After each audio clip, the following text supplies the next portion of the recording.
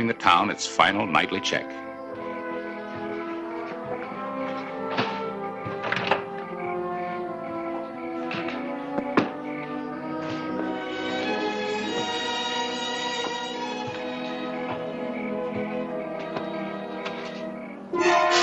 Who's there? It's me, Sheriff. Adam Kirby. You kind of scared me. Till I saw who it was. What's the matter, Adam? Somebody after you? A man never knows who might have it in for him, Sheriff. Well, I think I'll turn in. Night, Sheriff. Oh, Adam, you got a place to stay? Best place in town.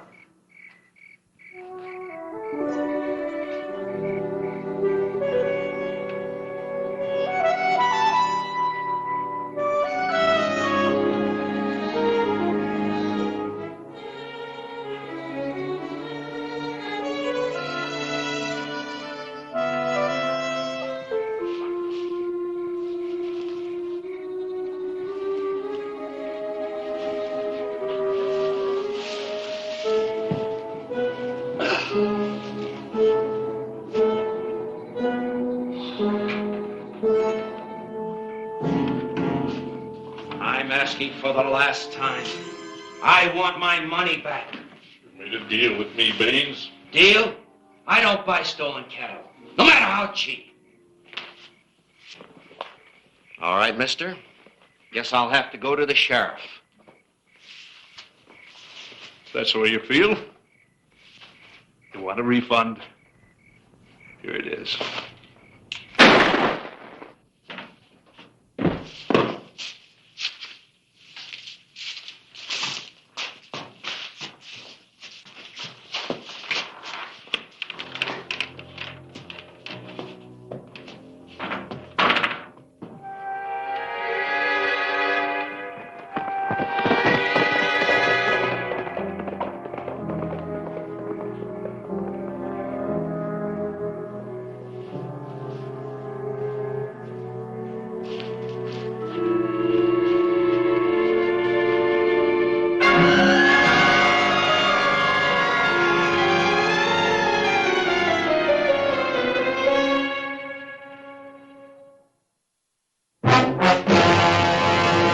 An actual account from the pages of my newspaper, the Tombstone Epitaph.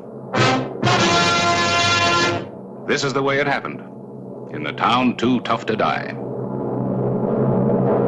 Tombstone territory.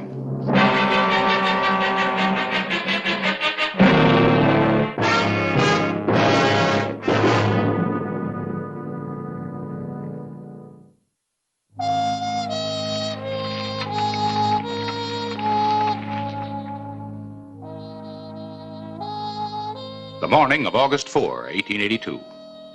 A murder had been committed in Tombstone, and there were no witnesses, no clues. Hello, Harris. Morning, Clay. Hear you had a killing last night. Boy, bad news sure does travel fast. Always. Anything to go on? No, not a thing. Not even this. Sum total of a man's life. Yeah. I didn't know Baines very well, but he seemed like an honest man, worked hard, kept out of trouble. Looks like Tombstone's lost a good citizen. The town hasn't many to spare. You know, editor, you're getting to be a cynic. Where are you going? See if I can check up on Baines' movement last night. Mind if I tag along? Sounds like a story. Yeah, the same old story.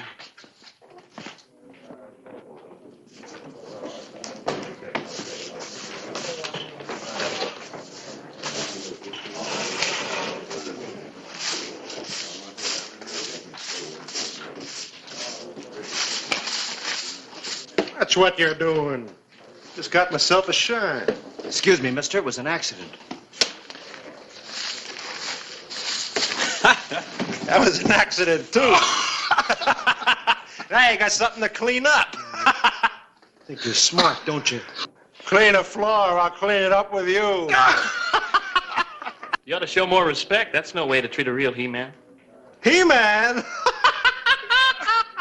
No, you're wrong. Adam here, why, he's done all kinds of things. Come on, Adam, tell us a story about gold hunting in California. Let me alone, will you? Oh, now, don't be bashful. How about the time you were a scout with Custer at the Little Bighorn? The way I heard it, Custer and all his men were massacred by the Sioux. Adam tells it different. He was the only one to escape. I'm the only man alive that knows what really happened there. Sounds to me like you're a liar. Go ahead and have your fun. I know something you fellas don't know nothing about. It just happens I was in that livery stable last night. Now, what do you think about that, huh? Sounds interesting, Adam. Do you see anything? Saw that fella Baines get killed, that's all.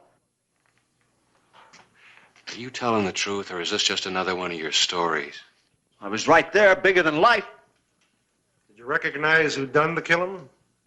Never mind the details. You can tell me later down at my office. Let's go. Well, I just can't walk out and leave my job, Sheriff. Now, don't worry. You're not going to get fired. You may even get a promotion if you can identify the killer. Well, there's no hurry.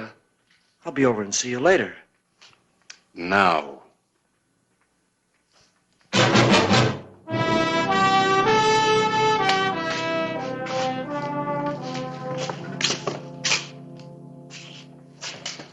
And this fella pulled out a gun and shot Baines. That's all there was to it. Did you get a look at the killer's face? It was kind of dark. He had his back to me. Well, that doesn't help much. We don't know any more now than we did before. There must be something about the man you can remember, Adam. The way he was dressed, maybe. His hat. What about his boots?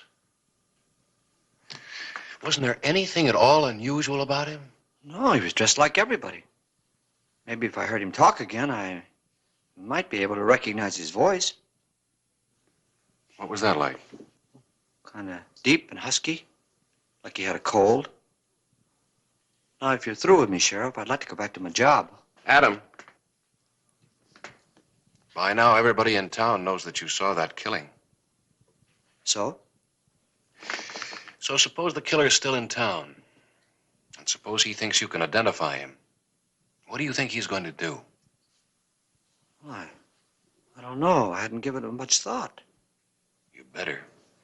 You've put yourself in a dangerous position. Yeah, I sure have. What are you going to do, Clay? Well, we're going to make a tour of Tombstone, looking for a man with a husky voice. All of Tombstone? We'll start with the saloons. It's where most of our citizens go to cure a cold. Let's go, Adam. Oh, that's asking for trouble. No, I'm not going. Yes, you are. I need you for identification, and you may find you need me. And if we run across this fella? You just let me worry about that. Come on.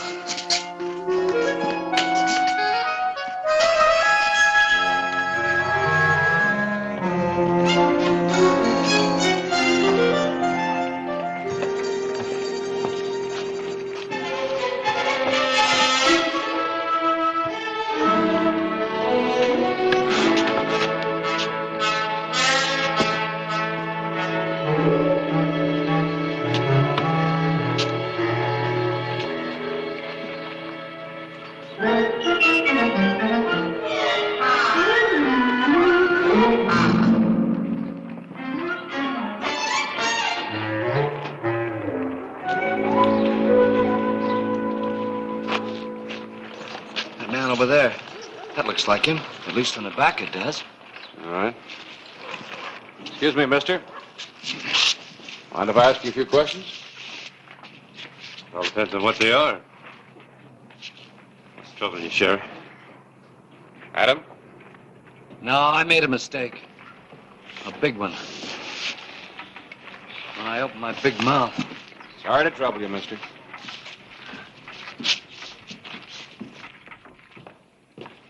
We've been up and down every street and in and out of every hotel and saloon in Tombstone. Well, at least we met a lot of nice people we've never known before. Maybe the killer left town. Could be. Frankly, I can't think of any other place to look. As always, Charleston. Charleston. It's only a couple of hours' ride from here. If I remember correctly, that community doesn't take too easily to the law, especially the sheriff of Tombstone. Well, listen. Oh, just a minute, fellas. As far as...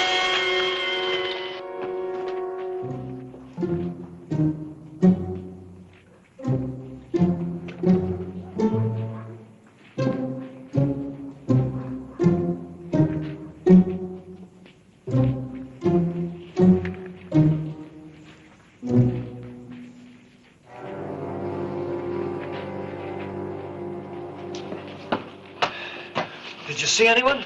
Not a sign. At least we won't have to go to Charleston. Let's get off the streets, huh? Whoever shot at you is gone now, Adam. Yeah, but do you think they'll come back? Later, I mean? They might. You're gonna stay with me, aren't you? No. No, you're going to stay with me. I'm placing you in protective custody. You're locking me up. That's right. Well, it's the first time I've ever been put in jail for something I didn't do. That's a lot better than walking around waiting for somebody to take another shot at you, Adam. Yeah, but what about my job at the Alhambra? If I don't show up, they'll fire me. Yeah. All right, you can go on working, but there'll be somebody with you at all times. Well, I don't like the idea of living in jail. You'd rather take up residence on Boot Hill? Well, there's nothing so wrong with jails. As long as they're warm and unlocked and the food's on the county. Let's go.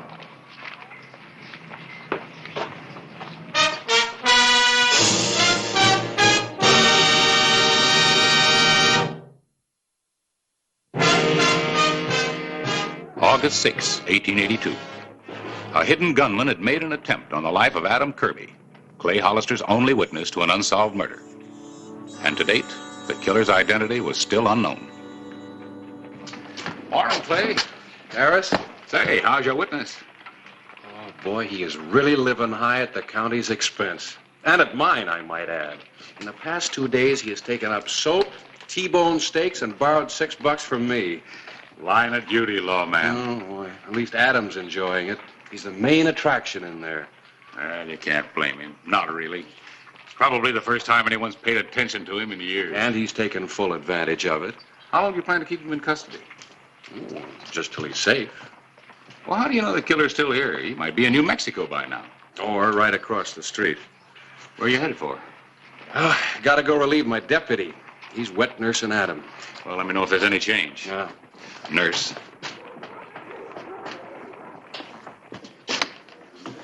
Everything all right? Well, it is as far as Kirby's concerned, yeah. I'll take over.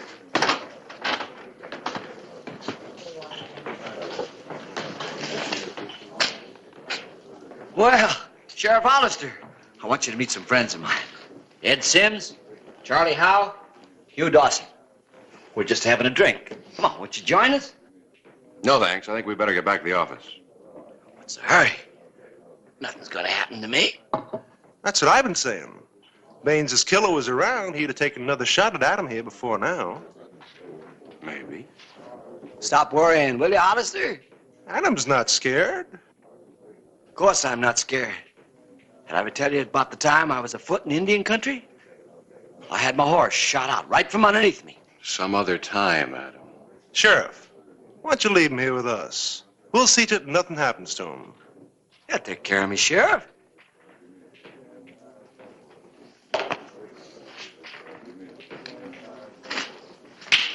Well, I'll see you later, fellas.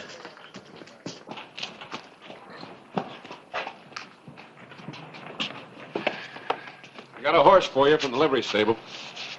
Oh, are we going somewhere? Yeah, Charleston. Well, why Charleston? Just too quiet around Tombstone. Well, can't we go there tomorrow?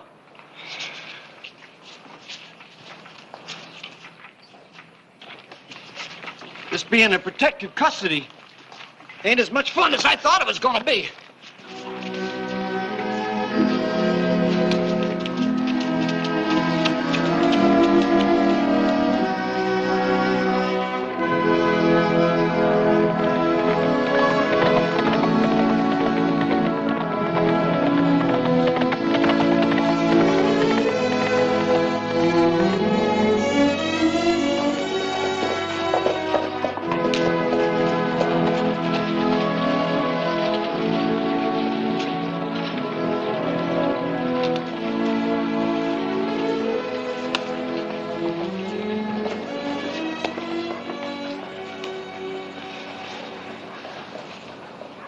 Kind of quiet here, too. Yeah. So's a rattlesnake before he strikes.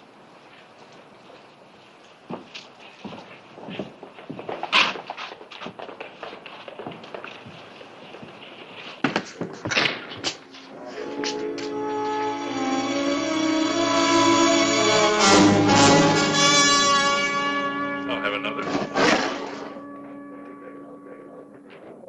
What's the matter? Oh, nothing. Nothing at all. Come on.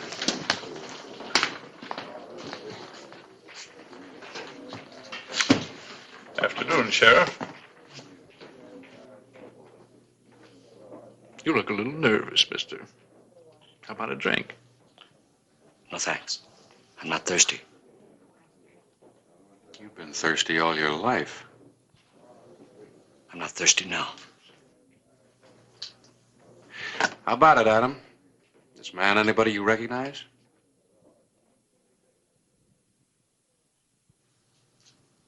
I never saw him in my life before. You're sure you never heard his voice? He's not the man we're looking for, Sheriff. You sure? Looks like I'm wasting my time.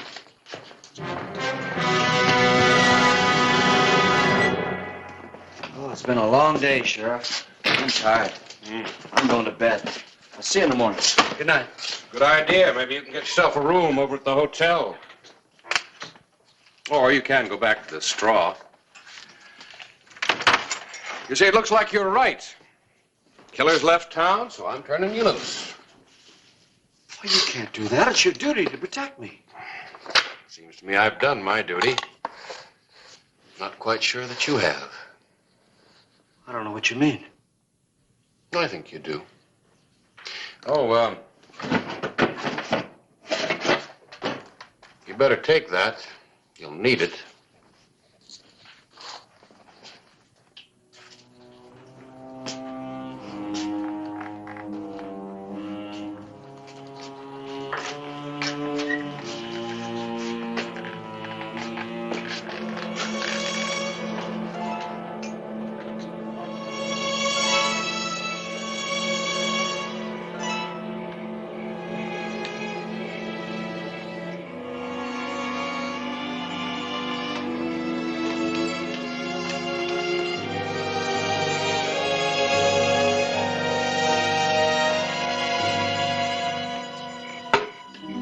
Hello, Adam.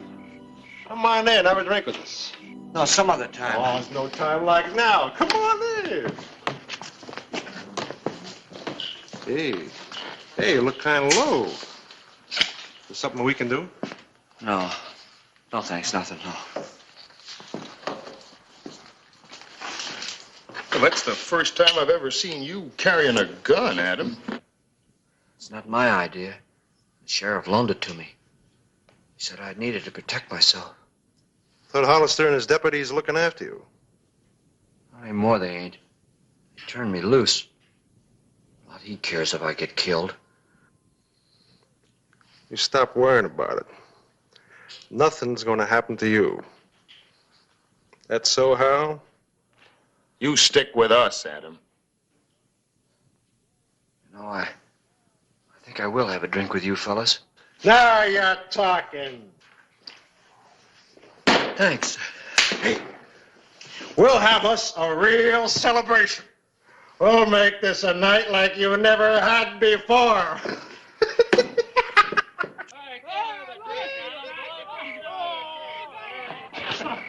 Now, what?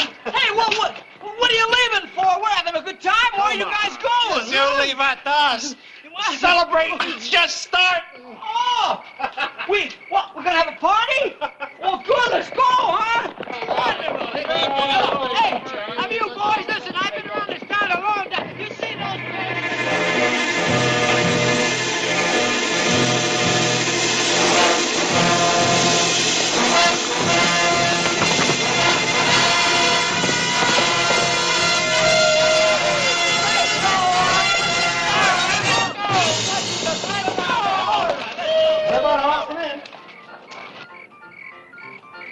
I don't like this place. Let's go someplace else. What are you worried about? We're with you, are we? I'm not worried. It's just I don't like it. I've been there before, that's all. Get off. Get off. Get off. Well, listen. There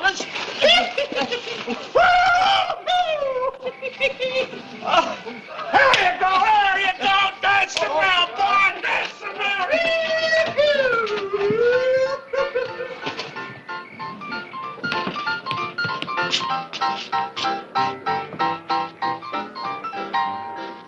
I'll get us a bottle.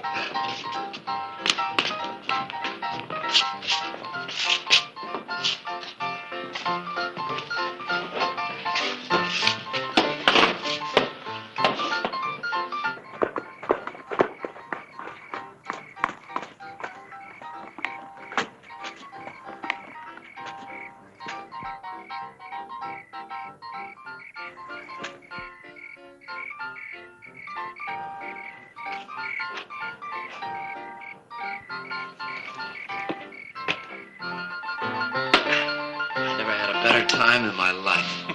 The best part of the party hasn't started yet. It sure hasn't. Told you this would be a night like you never had before. I hate to break up this friendly gathering, Mr. Kirby, but we have some unfinished business.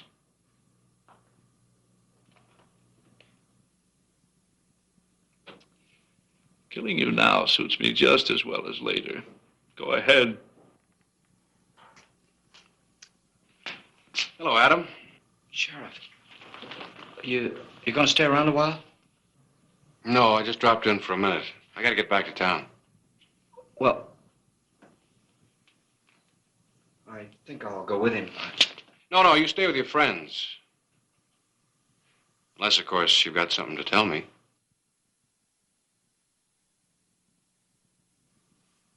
There's one thing, Adam.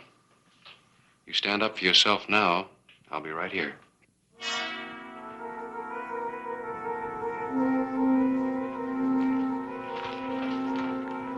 There's the man you're looking for, Sheriff.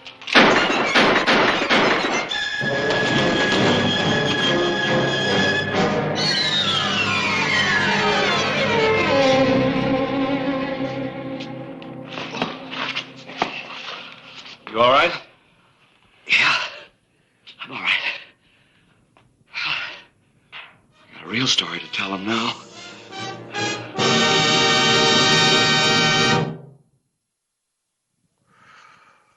So I said, Clay, there's the man who murdered Baines. Go on and arrest him, and I'll back you up with my gun. Well, the sheriff's a cautious man.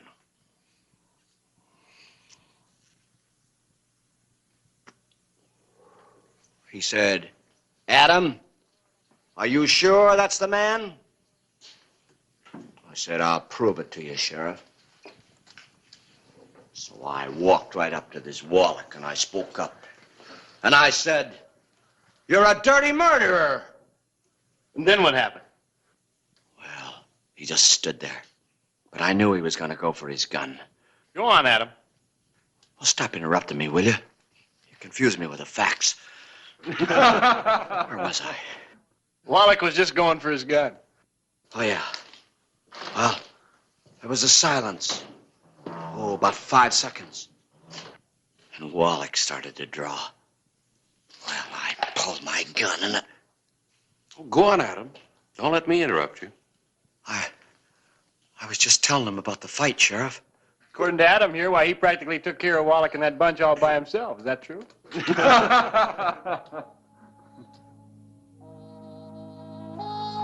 Yeah, that's just how it happened. Go on, Adam. Tell your story. Well, like I said, I pulled my gun just a split second before the sheriff. And just as cool as you please.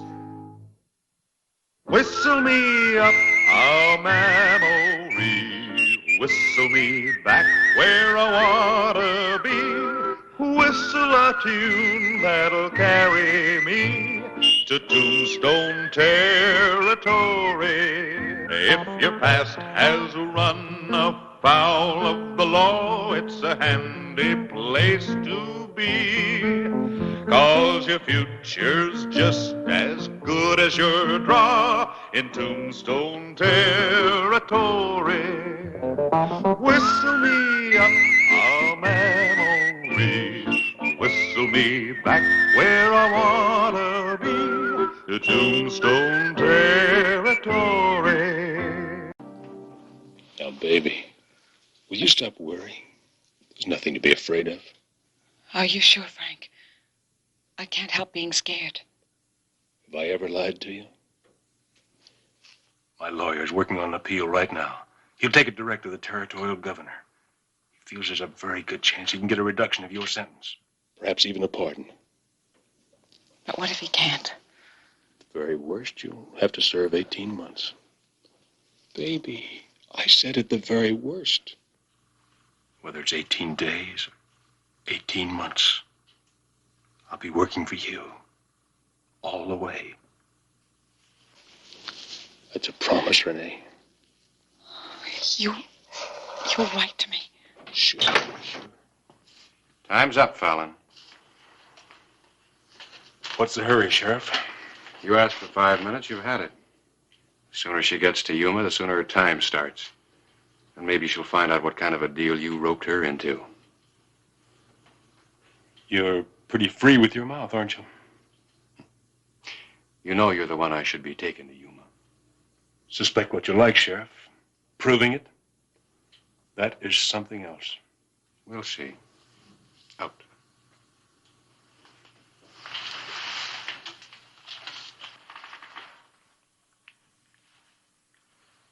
I'll be working for you, day and night. I'll be working, too.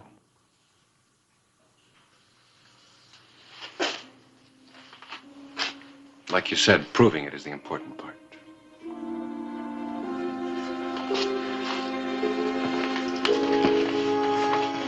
You better get some rest. We'll be leaving in half an hour.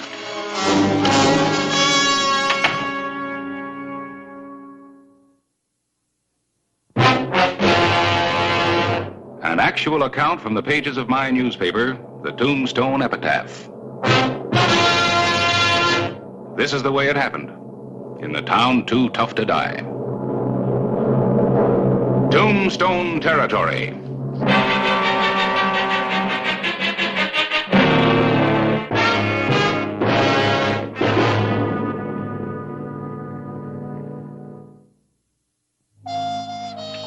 Renee Carter had been tried and found guilty of armed robbery and assault in a recent Tombstone holdup. Sheriff Clay Hollister was preparing to deliver her to the territorial prison at Yuma, where she had been ordered to serve a sentence of 18 months for committing the crime. Oh, Harris. Expecting trouble? I hope not. How's she taking it? Yeah, she still expects Fallon to get her sentence reduced or commuted. And they'll live happily ever after, huh? Yeah, something like that. Clay? Yeah? I know how you feel about Fallon, and I agree he's no good, but... But what? Well, it is possible he had nothing to do with robbing and slugging Rogers. Maybe the girl's story is true. She did it by herself. Harris, what did Doc Cunningham say about Rogers' injuries? Just that he was hit with something heavy. Hard enough to fracture his skull. Not one blow, but 4. Lacerations on his scalp prove that. What's your point? I've known some pretty hardcore women in my time. I just don't think that Renee Carter's one of them. Well, her purse was found practically under his body. That proves that she was there, but not that she did the beating. Well, if she didn't, she's crazy to stick with that story. Rogers is still in critical condition. Doc Cunningham gives him less than a 50-50 chance. If Rogers dies... I know. The charge against her would be murder.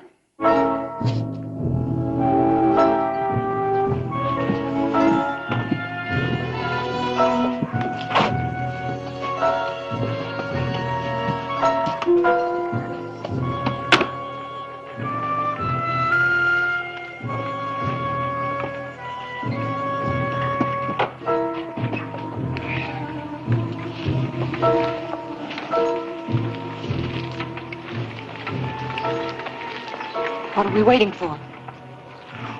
Nothing at all. See you at the end of the week. Right.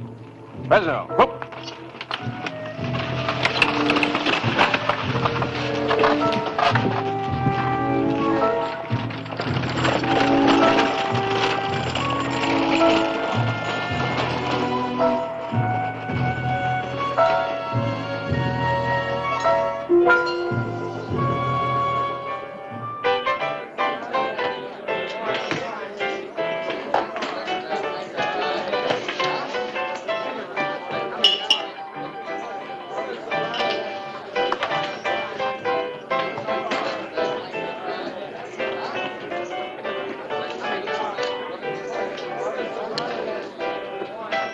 Right? I guess you ain't very sentimental. Just rode by the law coming into town. Looked like they were taking your girlfriend to Yuma prison. Couldn't be. My girlfriend's right here. Pour us a drink, will you, honey? Boy, you sure are something, Frank. That's right. Don't you ever forget it.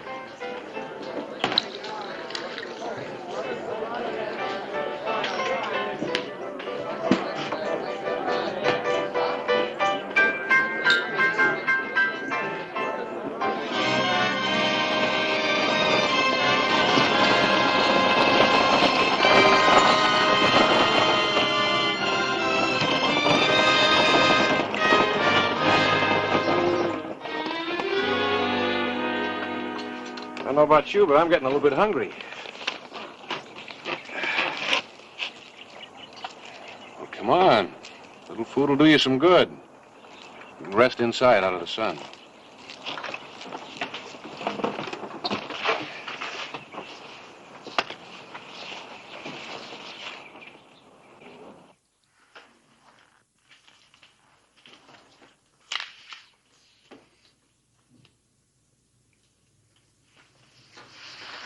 How far are we going today? Pantano. Spend the night there, get an early start in the morning. Will I have to stay in the jail there overnight?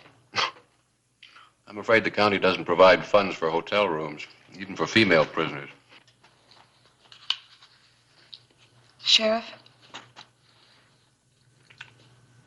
Is Yuma very bad? It's a prison, Miss Carter. 2 years can seem like an awful long time in a place like Yuma. Frank will get me out. Maybe. Must be quite a man, this Frank Fallon. And what is that supposed to mean? Oh, nothing in particular. Just thinking out loud. Wondering, you might say. About what? About what Fallon must have offered you to get you to risk being hanged. Hanged? Sure. Rogers dies, it's murder. He is going to die. He's still in a coma. He may never recover consciousness. About time we got going.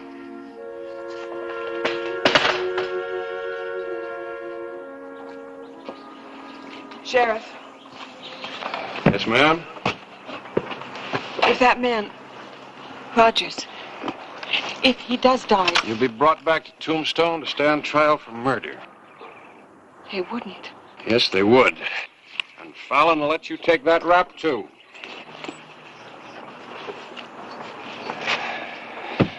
Yeah, he's quite a man. You don't give up, do you, Sheriff? Nope.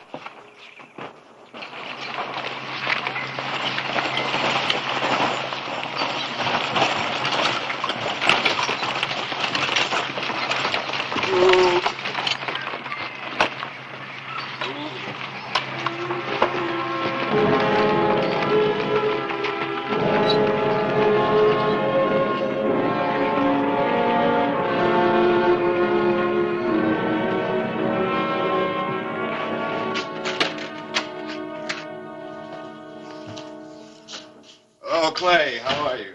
Dave? Is this your prisoner? Yeah? Rene Carter. Well, I'll be. Would you lock me up now, Marshal? I'm tired. I'd like to be alone. Oh, yes, ma'am. It's a pleasure, ma'am. I mean, right this way, miss.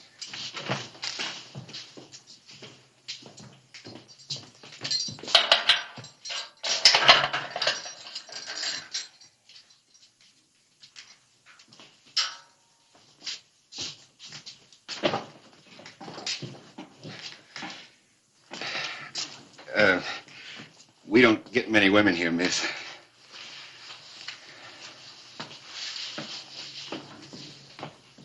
If you need anything, miss, just holler. She will. Some blankets draped around the bars. Hmm? Give the lady some privacy. Oh, sure. Dave. Huh? The door.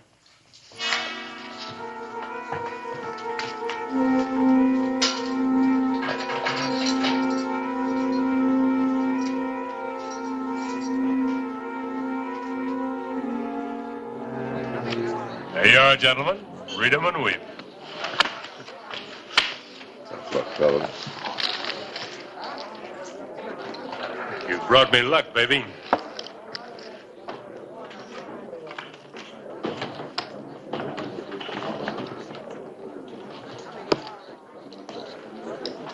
From the looks of that stack, Fallon, there must be some truth to the old adage about gamblers. What are you talking about? Lucky at cards, unlucky in love.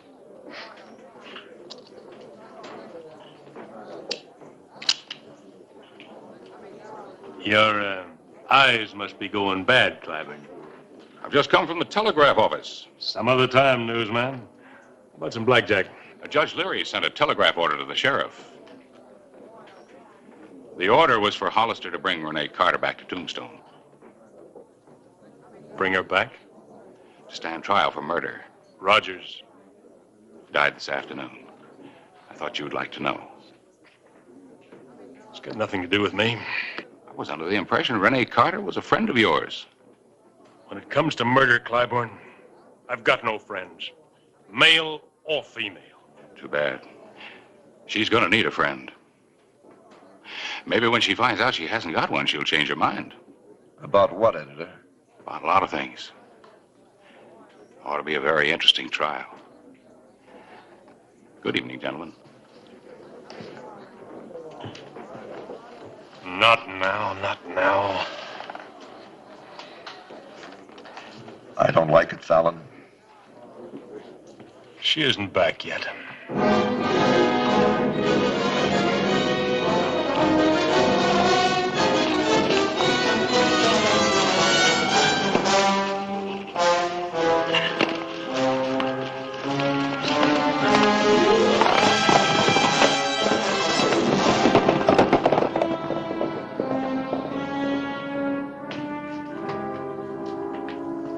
Carter, I'm ready. take your time. You're going to be here for a while. Why? I got a couple of wires. One last night and one this morning. The first was from Judge Leary ordering you back to Tombstone. Rogers died yesterday. Oh, no. The second was from a friend of mine. It seems that Fallon and Blake left Tombstone this morning, headed in this direction. Frank's coming to help me. Maybe the governor has approved my appeal. There hasn't been time for that. Fallon isn't coming to help you. He's going to try to kill you.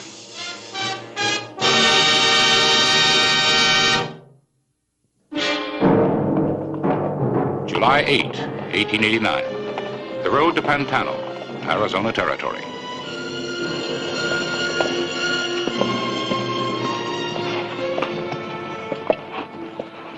I spotted a dozen good places, Frank. We keep going, we'll be clear to Pantano. I know what I'm doing. There's a spot about 10 miles this side of Pantano. Road cuts off in the hills. A lot of big boulders. All right, you're the boss.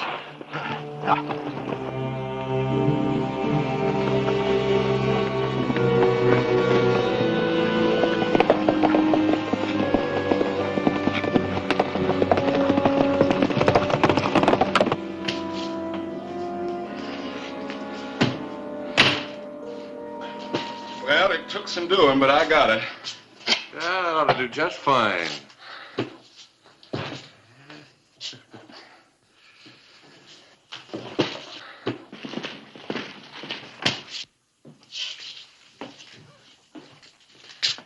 I'd like to borrow your hat and cape for a few hours. What for? It's a little plan I've got to prove to you how much Fallon really thinks of you.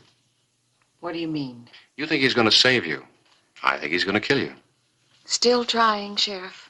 You ought to be glad he is, miss. You see, I figure if I can prove to you that Fallon is using you to save his neck, you might tell the truth about the robbery. I told the truth. I don't think so. If Frank tries to free me, that doesn't mean that he has anything to do with... And if he tries to kill you? All right, Sheriff.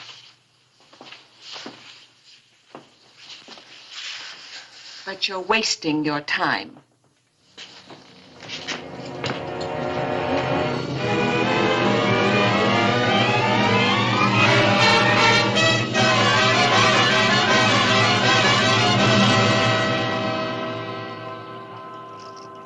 What time is it?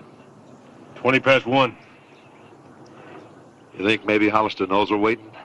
Not unless he's a fortune teller. All right, get down the road. We'll hit him from 2 angles. Right. Remember, I ain't shooting at the girl, just the sheriff. All right, so go on.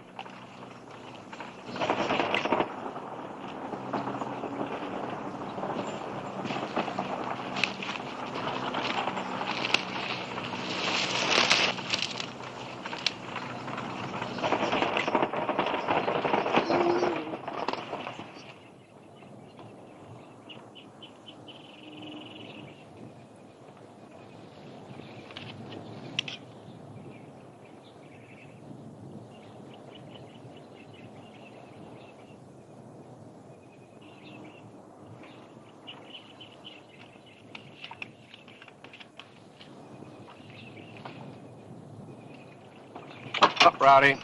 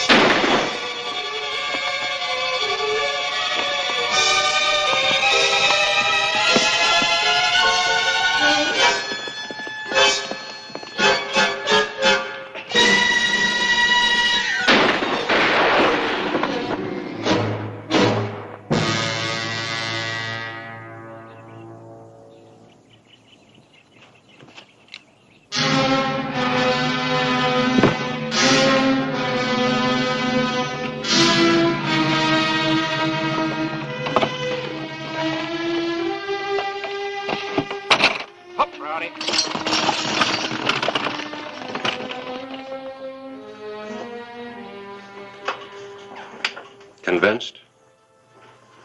Not exactly. After all, you Could have done it myself? Is that what you were going to say? Dave Short is taking Blake's body over to the undertaker right now. Would you like to see it? No. Do you think I arranged that too? Blake and Fallon put those holes in your cape and nobody else. Is Frank? No, he's all right. He's probably halfway back to Tombstone by now. With you dead, he's got nothing to worry about. I want to see Frank, Sheriff. Let's get started back for Tombstone. What for? So he can lie to you again? So he can ruin your life to save his own? What does it take to convince you?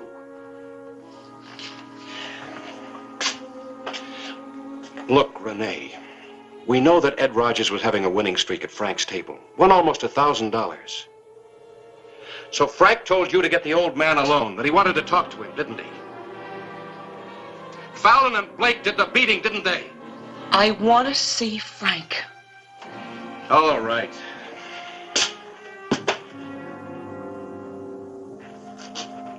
All right.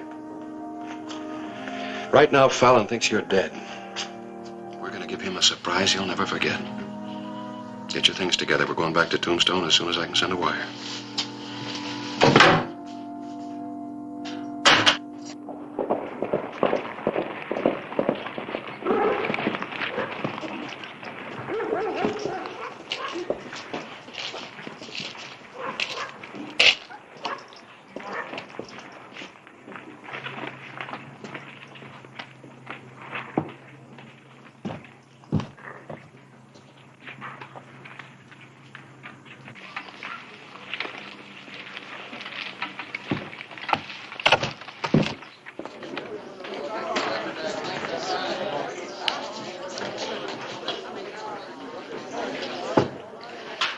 Been somewhere, Fallon?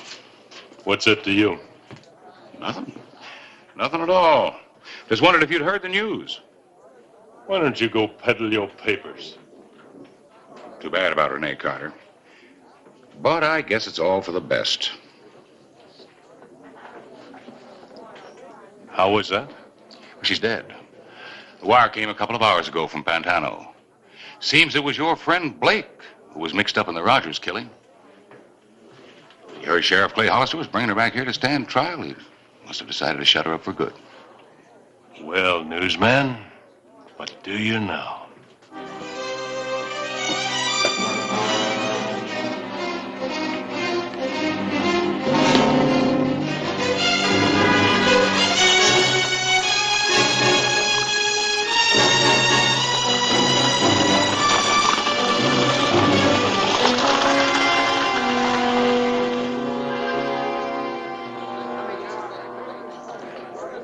The ladies are thirsty, so keep it coming.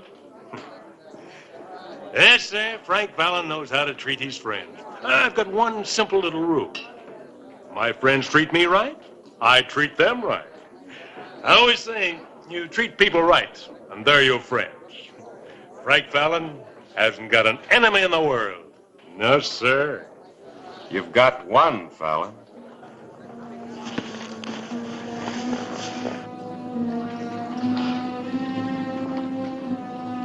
And that one's gonna hang you. I'm getting fed up with you, Hollister. No, I haven't even started on you yet. You got You're no under right. arrest Arrest? for the murder of Ed Rogers. Renee Carter murdered Rogers, and you know it. Why did you offer to help her? How about that appeal to the governor? What appeal? Why don't you check for yourself and see, Hollister? There's nothing like that there. Not that my lawyer knows about. Oh. Harris.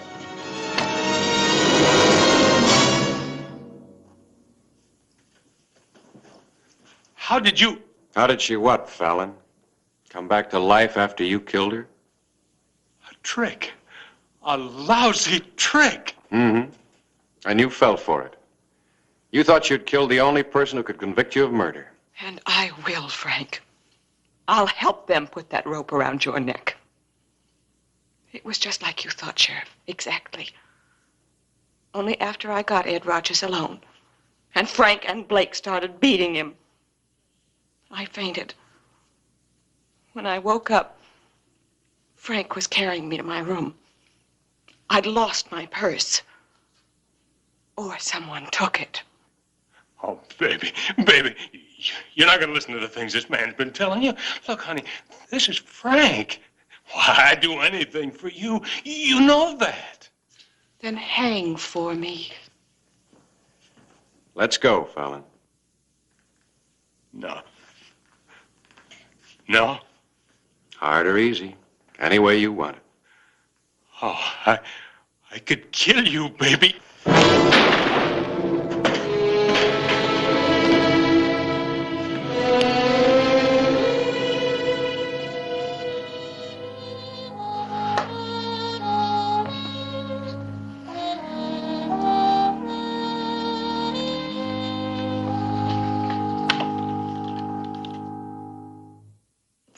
Clay? What did Leary say? He's all for it. So's the town council. Let's go tell her. Renee. Is something wrong? No, ma'am, something's right. Judge Leary has agreed to review your case. Practically insisted. But why? Justice isn't really blind, Miss Carter. Your only crime was in covering up for Fallon. You see, you helped the law, so now the law's trying to help you. Thank you. Thank you very much.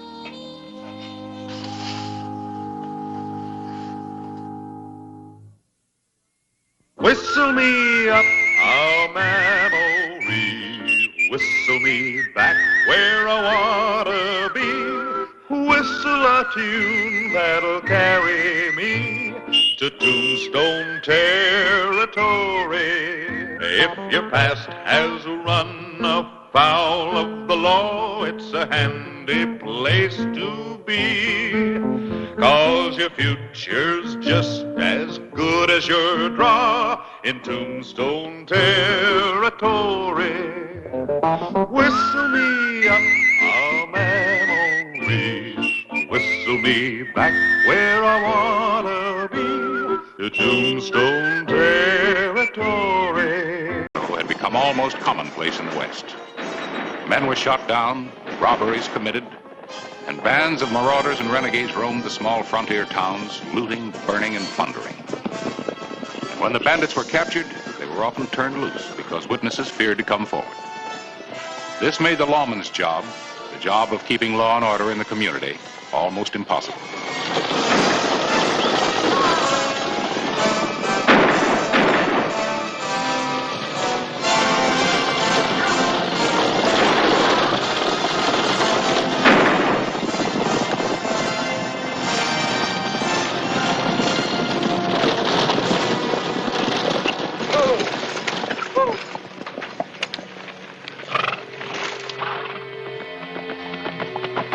Tombstone, Arizona Territory, October 20, 1880, early morning.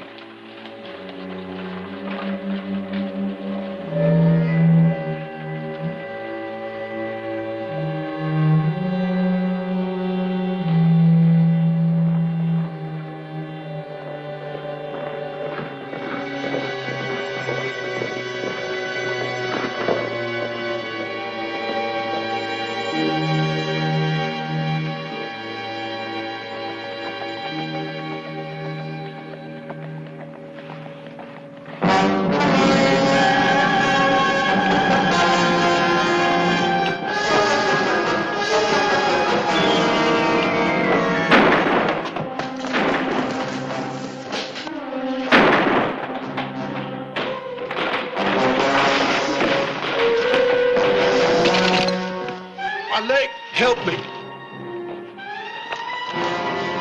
Help me. I can't make it. My leg. Help him. I'd be glad to help him. Chalky! Chalky! You murdered my brother. You dirty, filthy...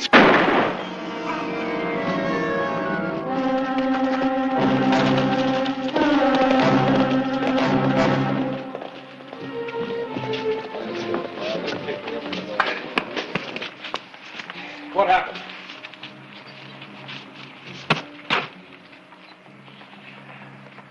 Well? Didn't anybody see anything? This one's still alive, Clay.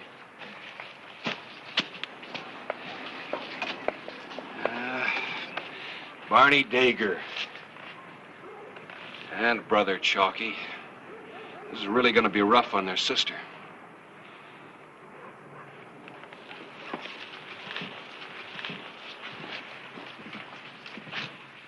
Give me a hand.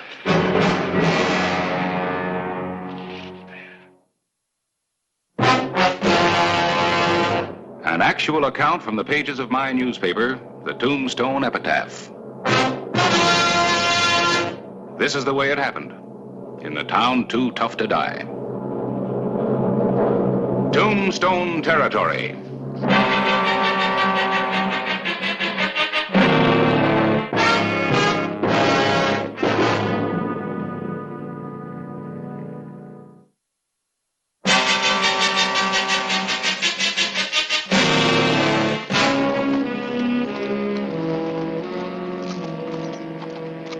Clay Hollister, sheriff of Tombstone, had gone in pursuit of the gang that had robbed the saloon, killed the owner, and left two of their own members behind, one dead and one dying. The gang had vanished, and the witnesses to the crime refused to come forward to identify the killers.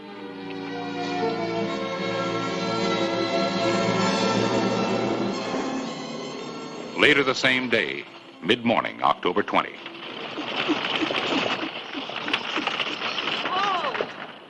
Whoa!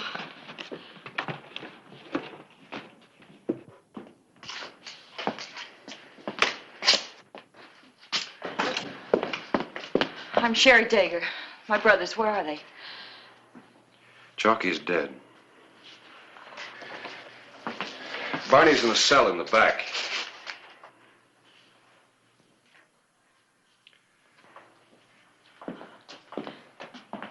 Cunningham's with him right now. Wait here. I'll see if it's all right. Is he well enough to see his sister? Miss Dagger?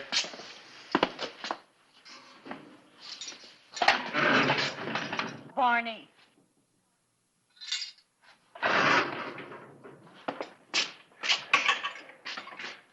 How is he, Doc? Bad. He's ready to be a undertaker's guest now. Will you do me a favor? Anything you say, Clay. Keep Chalky's condition under your hat. Be careful it doesn't explode in your face. I don't know what you got planned, but don't count on Barney. He won't be around that long. I'm sorry I had to hear that, Miss Dagger. Real sorry. I'm sorry, too. If there's anything I can do to make it easier for you. You can let me take him home where he belongs. I don't want him to die in jail. Barney's a member of a gang who robbed and killed the saloon keeper this morning. And he's paying for it with his life. First Chalky and now Barney. Let me take him home, please. I'm sorry, Miss Dagger. I can't do that. Why? What difference does it make if he dies here at home? Might make a lot of difference. To who? You? Yes, to me. And to you, and maybe the whole rest of the town. I don't care about the rest of the town. I only care about Barney. Yeah, I know. That's the problem. Nobody around here cares about anybody else. And people get shot down in the street every day because of that. Well, maybe Barney can help me put an end to it. Barney? He owes something to the territory. Let him pay his debt. He's dying. You talk like this? When a man helps to commit murder and robbery, it makes him a criminal. It's my business to understand that. It's your business, too. Barney's not a criminal. He's young. So is Chalky. They made their mistakes, but they didn't mean anything. They would have straightened out. Yeah? Well, tell that to the saloon keeper. He was a gambler. He was as bad as the others. A man who took advantage of drunks and fools. But he was a man with as much right to live as anybody else. Barney and Chalky helped to take that right away from him. Look, Miss Dagger, you can't excuse some people and not others. If you do, the law becomes meaningless. If it treats everybody the same, it is meaningless. And if you think that way, too, you're meaningless. Just an empty shell of a man standing on a mountaintop. Well, I hope it gets lonely there.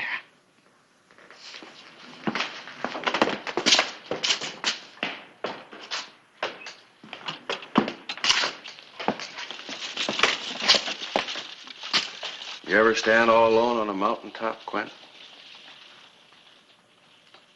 Sometimes that's the only place where a man can think. Yeah, I've been there.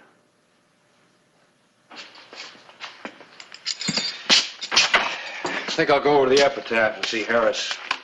Keep an eye on things, will you? Keep everybody away from him. Including his sister? She isn't everybody.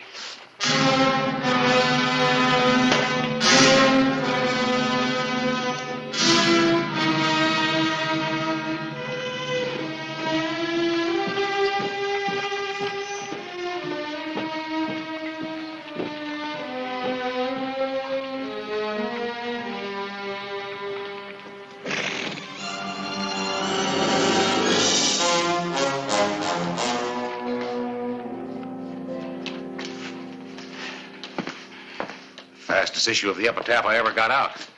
Thanks to you, I don't get to sell a single copy. Just so long as the story sells.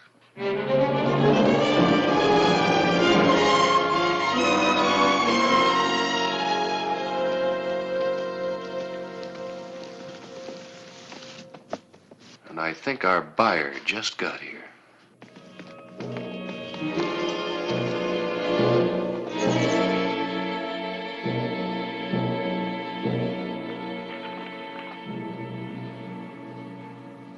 Who is he? I think he's a member of the gang. If he is, he'll be a direct line to the others.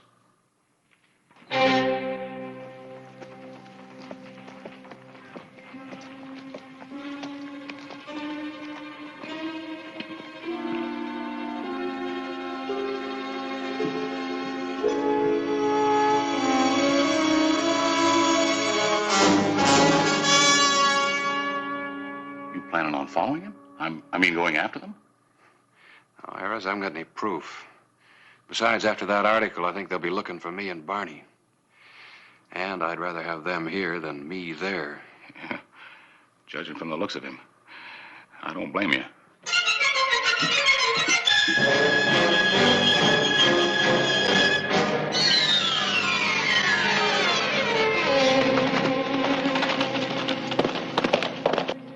I think you sold your story.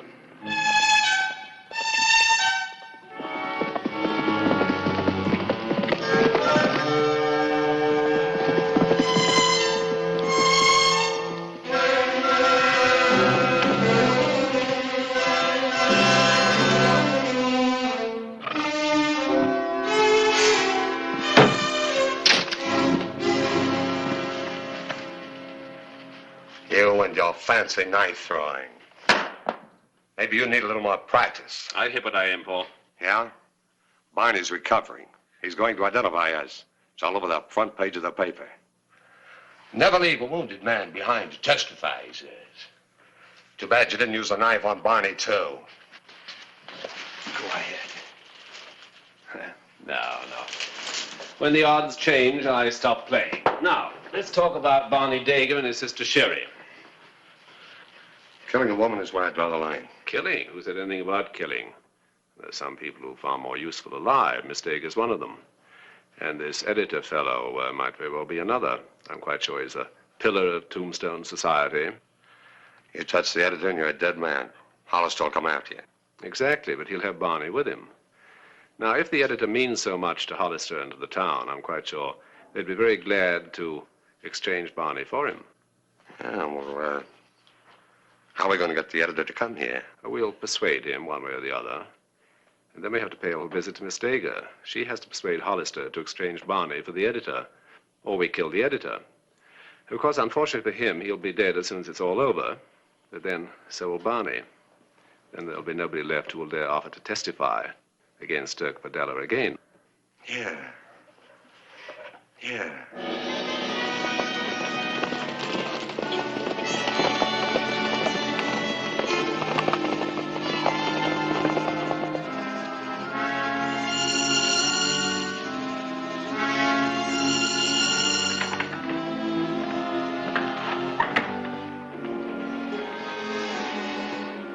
Mr. Cliven?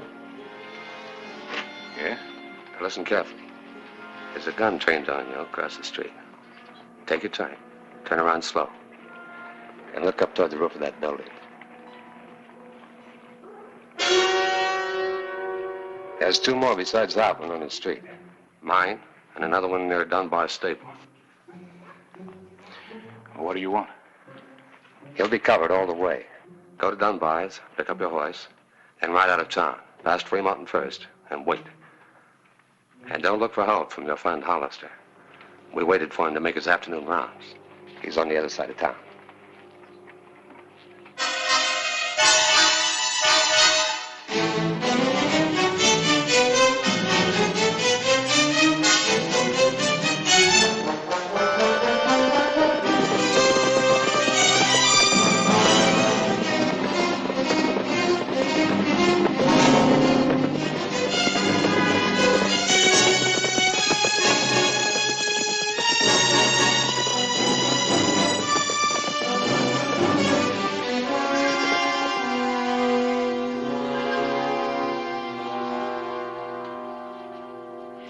And you came to my ranch to tell me that?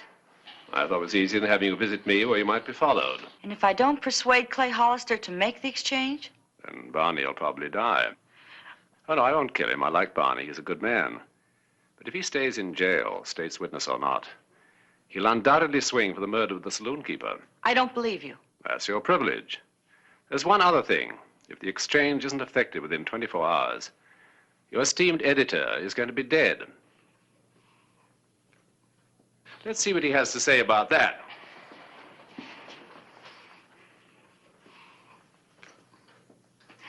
Don't do it. He's lying. They'll kill me anyway. Now, I presume that you'll talk to Hollister?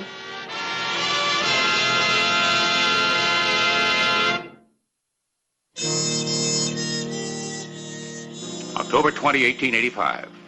A long day. And today, Sheriff Clay Hollister and the citizens of Tombstone would never forget.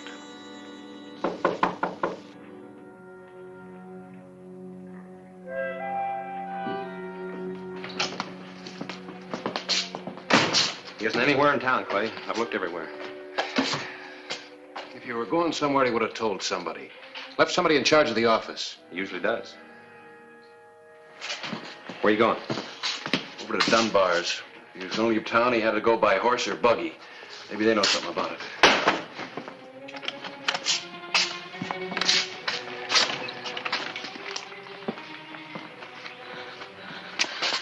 I've got to talk to you. I'd go ahead, talk. Not here. Oh, please, Sheriff. It's about Barney and the editor.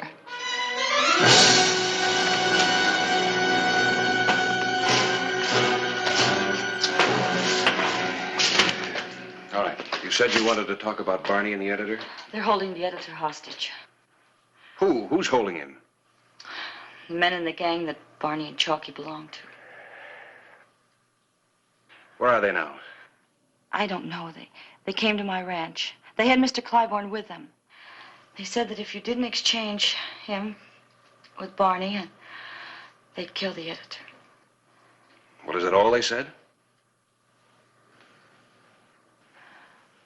No. They said that if Barney stayed in jail, he'd hang for the murder of the saloon keeper. Is that why you've come here? I saw what they did to the editor. They beat him, but he's still alive, and I think he will be until they're through with him. I remembered what you said this morning about nobody caring about anyone else.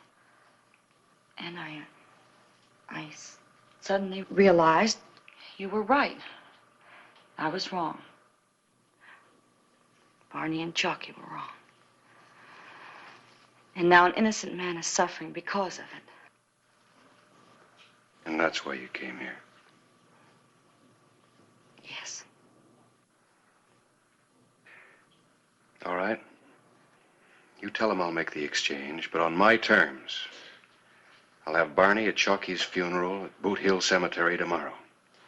Tell him to have the editor there. That's where I'll make the exchange. Now I think you better see Barney.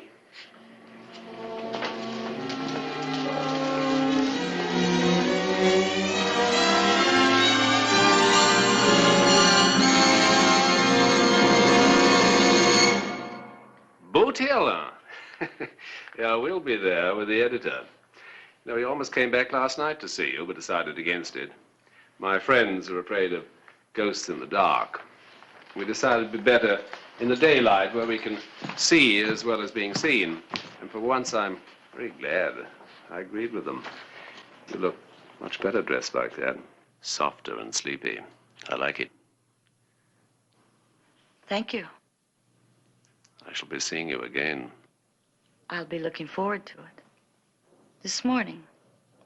Boot Hill. That's right. I'll be there. We'll all be there at poor Chalky's funeral. Good day, ma'am.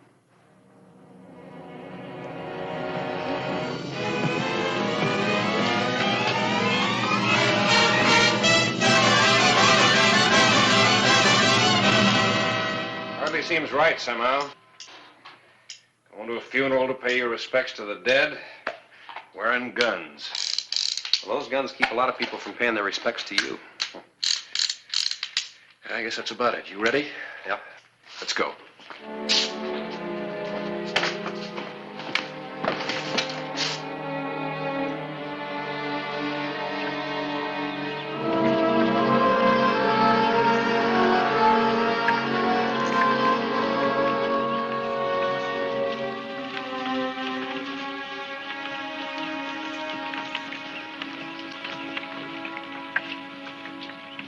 It's a trek. Barney ain't with him. Where'd you expect him to be? Dancing a jig in the streets? It's his brother's funeral. Barney's where he should be, in the buggy with his sister. Untie his hands. Take the gag out. We wouldn't want Hollister to think we've been mistreating his friends, would we?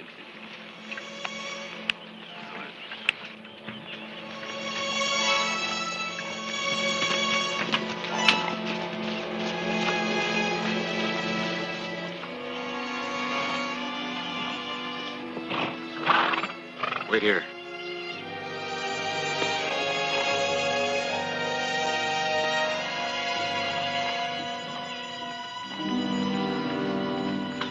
I don't see Barney. He's here, just like I promised you. In the buggy? No, in the hearse. Barney's dead. Harris!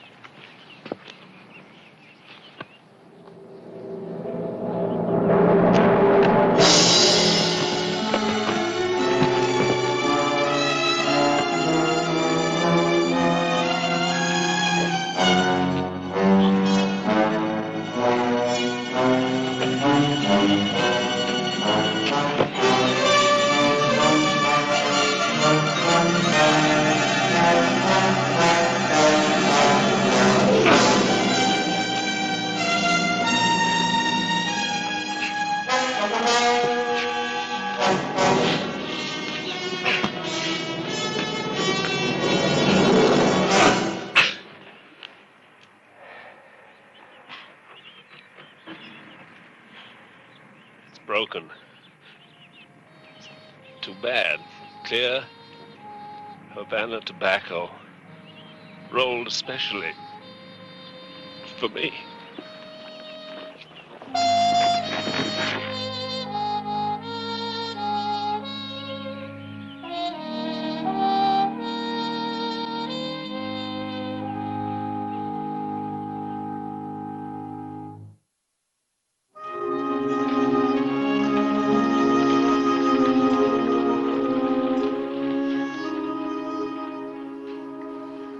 You could have lied to me yesterday about Barney.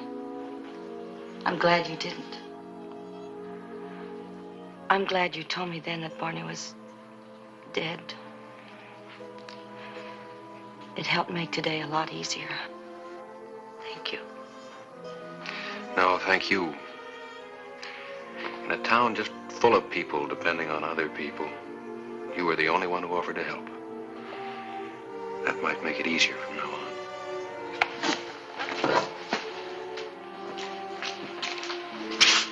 You know, I'm going to be thinking about you. That might make me feel a little bit less like that man standing alone on his mountaintop.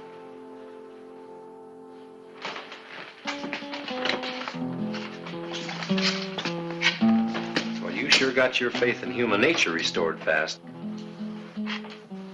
Stick around. A couple of years, you may be old enough to understand.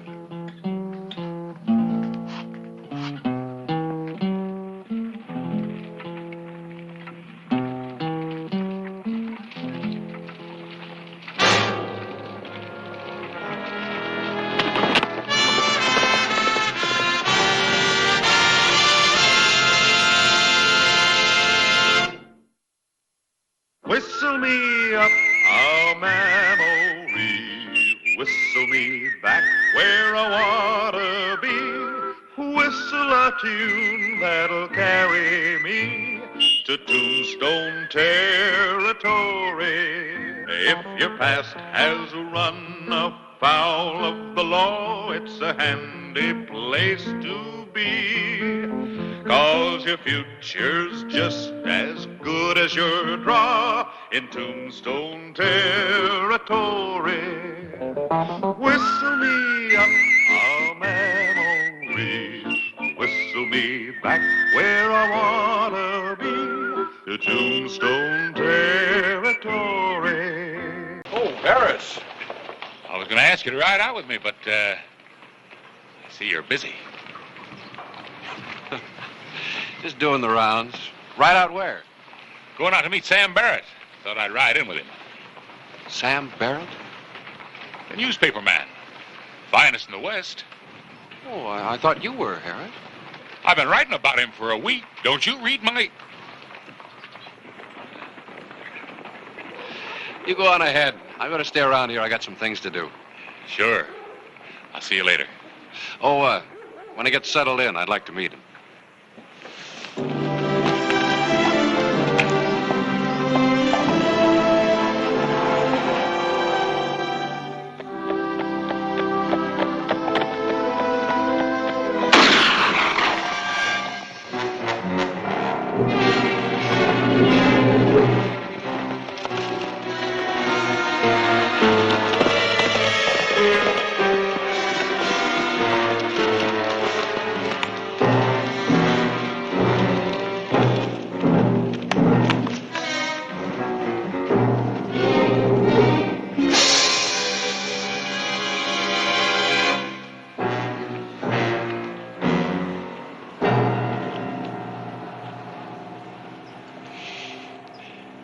Welcome to Tombstone, Sam.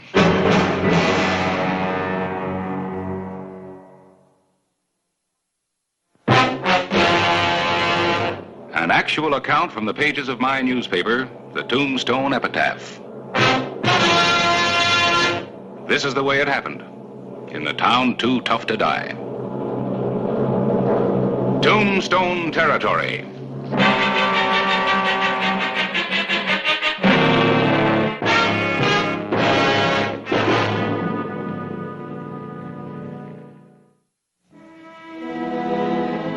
Sam Barrett, a newspaperman from Denver, had been welcomed to Tombstone by a committee of one. A gunman who had shot and killed him on the road a few miles out of town.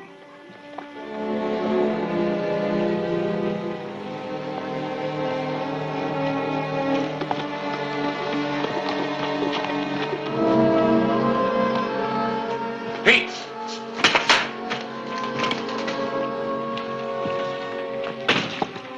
Barrett. Where'd you find him? Outside of town a few miles. I saw it, Clay. You saw who killed him? Vic Reel. The man who works for Douglas Jason. Pete, get our horses. You and I are going to ride out to Jason's place.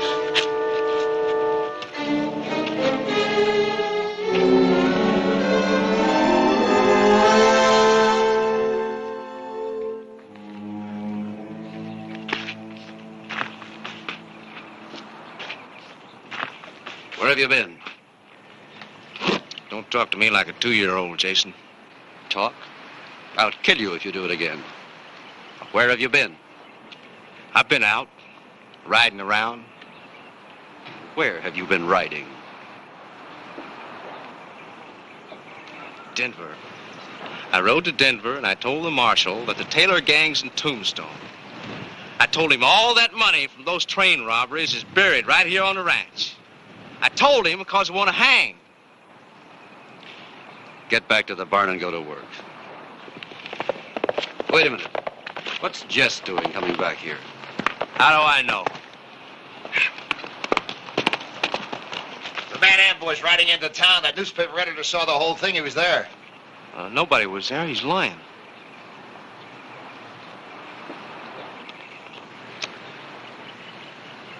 You did it. You got the law on us. You made 4 years count for nothing. Get down off that horse, Jess. Get down! Get down, Jess. Come on, get inside. Move.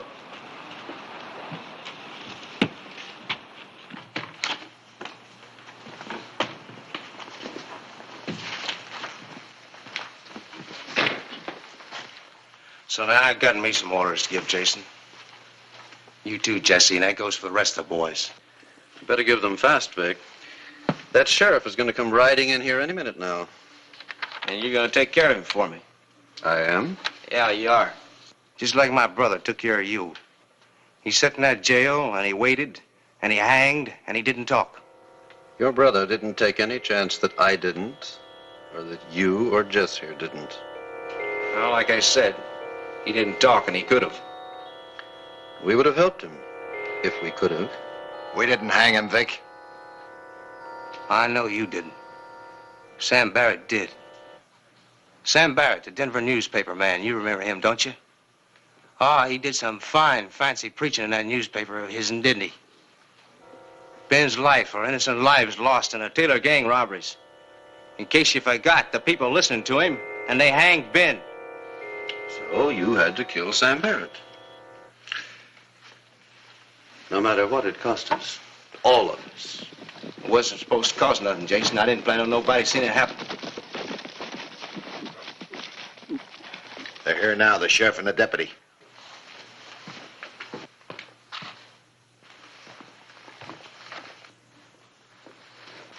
Now, you listen to me close, Jason. You too, Jesse. You get that newspaper man, you hear? Ain't gonna be no proof without no witness. Now, I'm gonna go with the sheriff for 2 days. 2 days. And then I start talking. I tell all I know about the Taylor gang. None of us could afford that. Put the gun away.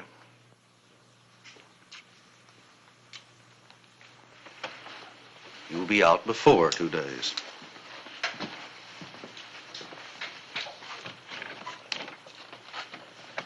Mr. Jason? Sheriff Hollister. I want to talk to your man here. To Vic? To Vic. You're under arrest. The charge is murder. Sam Barrett. Well, you must be joking, Sheriff. Barrett was ambushed on his way into town. There was a witness. He saw you. Now, wait a minute. Who's Sam Barrett? Just a man.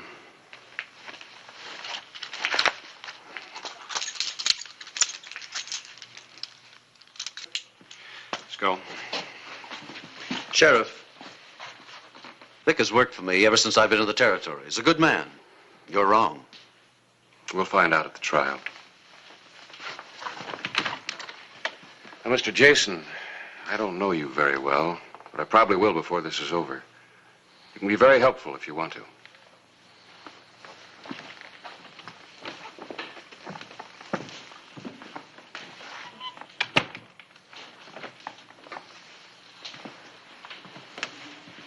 I don't like it, Jason. Oh, we'll get him out, Jess. We'll get him out, as he'll wish he were back in. Vic Real is a dead man, any way you look at it.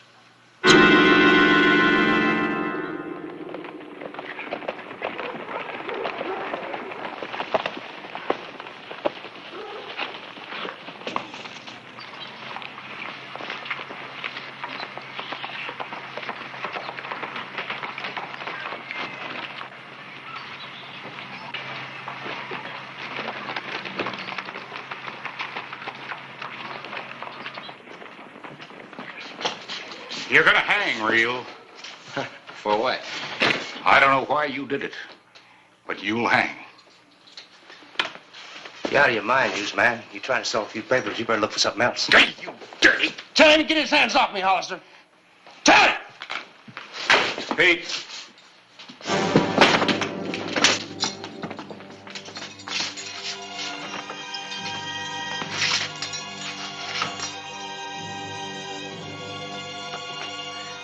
Your aim's still good.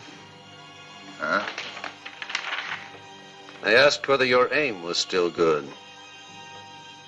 Yeah, it's still good. All right. and get that newsman.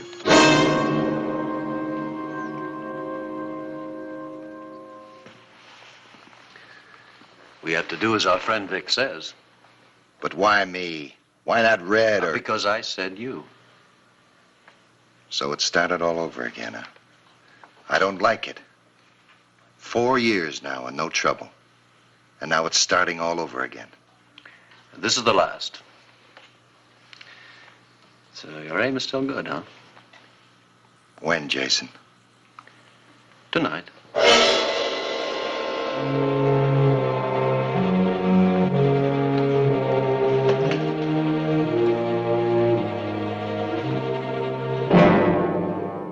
It seems meaningless, Harris, but everything has to have a reason.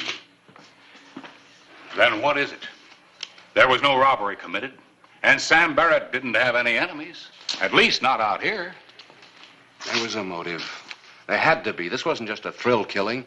If Reel had wanted that, he would have found something in Tombstone. He didn't need Barrett for that. Then why Sam? I don't know. But I'm going to find out. Anything I can do to help, Clay? No, you just get your paper out. Something will show up. For all these telegrams we've sent out, something's got to happen. We could use a little luck. Yeah, that's generally what we get. A very little.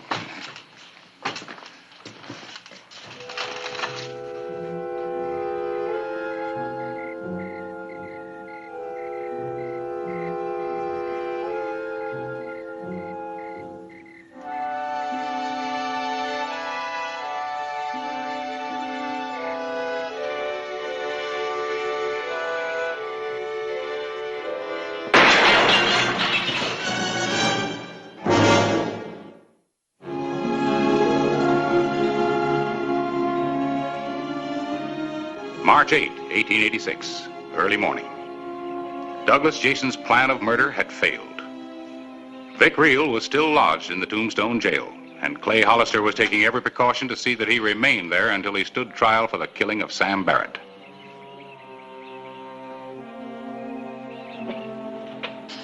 Jason has 3 or 4 other men beside Reel. You know anything about them? Yeah, but no more than you do, only by sight. Well, that does it. All the flyers over 4 years old. Nothing there. Why all of a sudden interest in Doug Jason and his men? Reel has no other associations in Tombstone except them. Now, he kills a man. And somebody takes a pot shot at the only witness who can identify him as a murderer. He's important to somebody.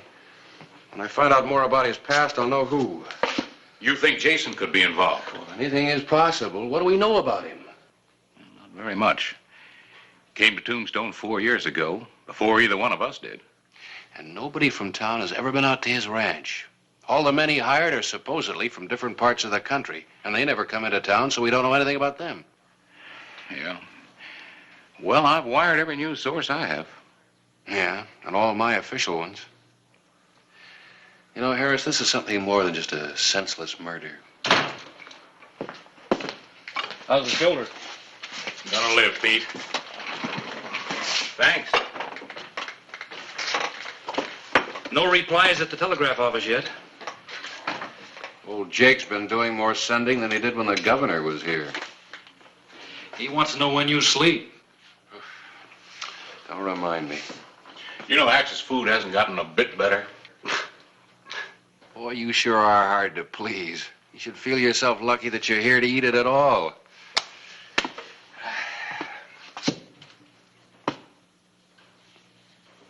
Listen to me. I got an idea. What's that, Clay? I got a hunch I know who's behind this. I think I can force him to make a move.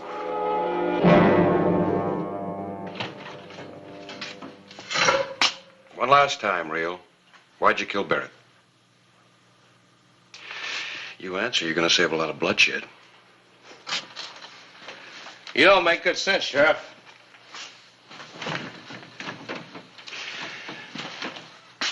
Look, boy, it's all over for you.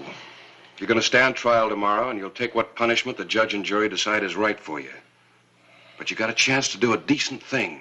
Maybe even save a life. You get out of here, Sheriff. I don't have to talk to you about nothing. You think you got it all figured out, haven't you? Well, there you go. Be surprised. You're the one who's going to be surprised. I have got it figured out.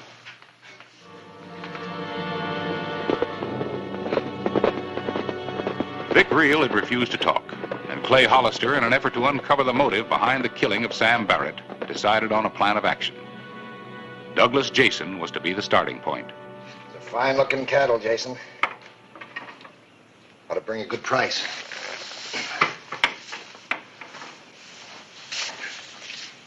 Must be money in ranching. I decided I'm going to get myself one. Why not? You figuring on grabbing your share and leaving? Yep. Well, it's time for it. Where are you heading? Mexico. There's just one more thing to be done. Vic. You'll be out soon. Why don't you take him with you? Long, hard ride to Mexico? Anything could happen on the way. No. What do you mean, no? I took care of that newspaper man. That's it. That was the last. I got money now.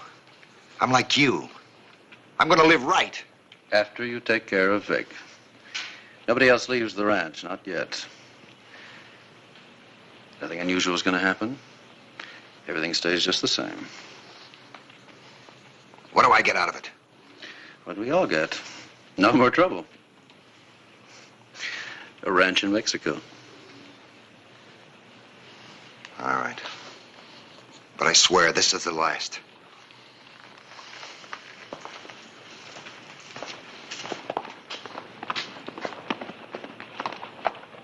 What does he want? Who? The sheriff.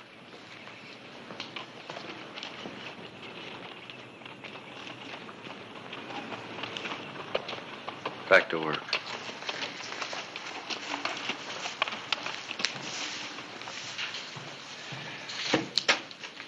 Mr. Jason.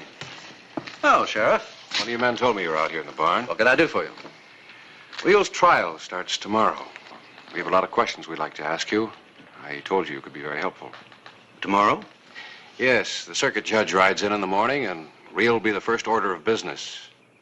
You see, somebody's trying to stop this trial before it gets started. So I figure the sooner the better. Who's trying to stop it? I don't know. But somebody took a pot shot at my witness last night. Luckily, he wasn't killed.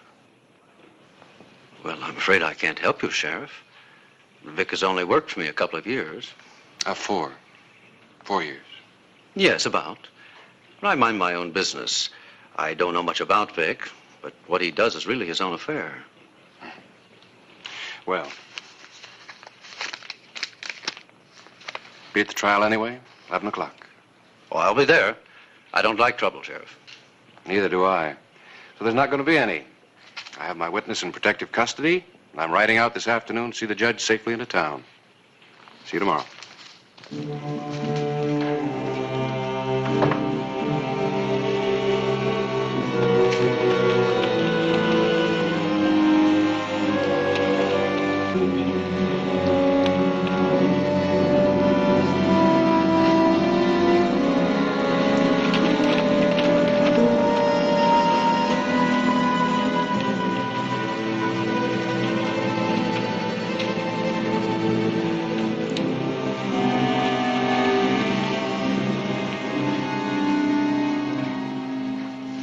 I asked Red to round you up fast for a reason. The Taylor gang has one last job to do. Wait a minute, Jason. You never told us that. Shut up and listen, Red. The man who saw Reel kill Sam Barrett is still alive. He was only wounded. Sheriff has him in jail in protective custody. Then let Jess go back and do it right. Why should we stick our necks out? Shut up and listen. Reel goes on trial tomorrow. Sheriff is riding out to meet the judge this afternoon. He won't be back till tomorrow morning. You all know what'll happen if that trial ever gets started. Because once they start asking questions, they'll never stop. Then let's clear out now. Let's split the money and go. No. But no then for sure. They got us all identified. There'll be no more hiding out. We gotta do it, Red. Do what? You'll keep your mouth shut and listen, I'll tell you. We get the witness and Vic and anybody else in that jail that can identify us. They'll know we did it. How? They'll have nothing to go on, Red. This is going to be very good, like a citizens committee, all worked up by this newsman's editorials. The citizens will simply be taking justice into their own hands. The editor will get killed accidentally. I don't want a lot of stuff in the newspapers every day about why did this happen and who's behind it. Who takes care of Vic? We all do. How? We hang him. Right in his own cell. Just as a good citizens committee would do.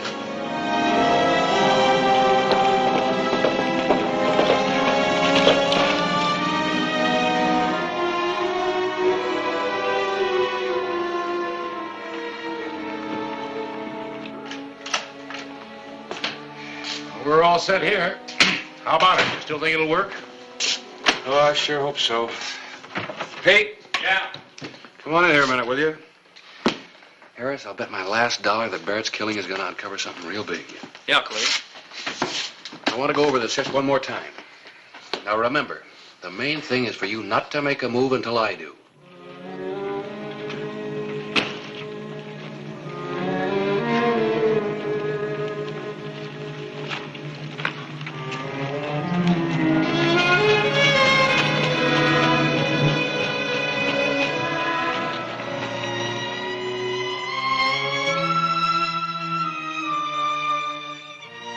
Dawn, March 9, 1886.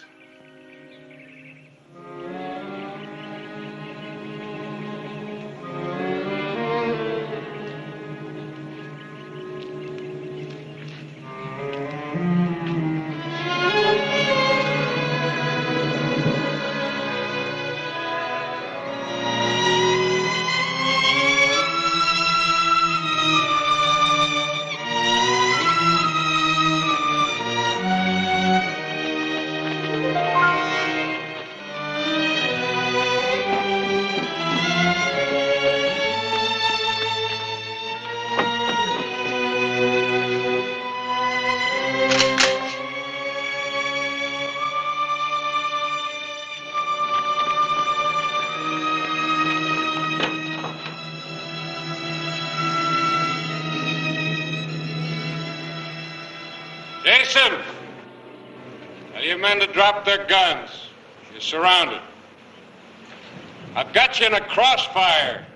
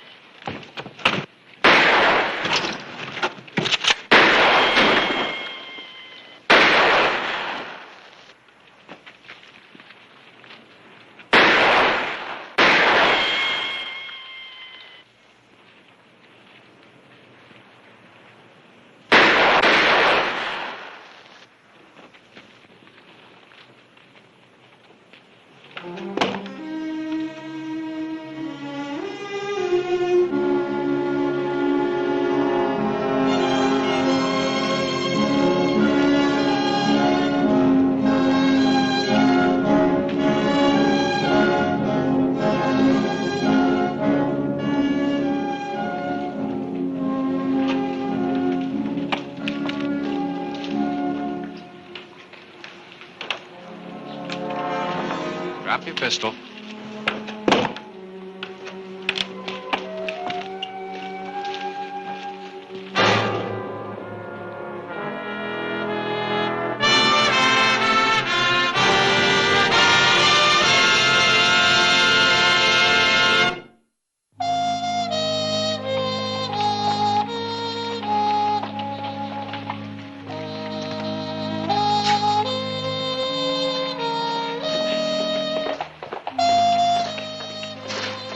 captures Taylor gang. Couldn't be much bigger, could it? Now what? Say, how's her shoulder? Oh, fine. You know, the Taylor gang was one of the most notorious train robbery crews in the West. And they say it was Sam Barrett's newspaper crusade that made them stop. I only wish he could have known this. Well, maybe he does.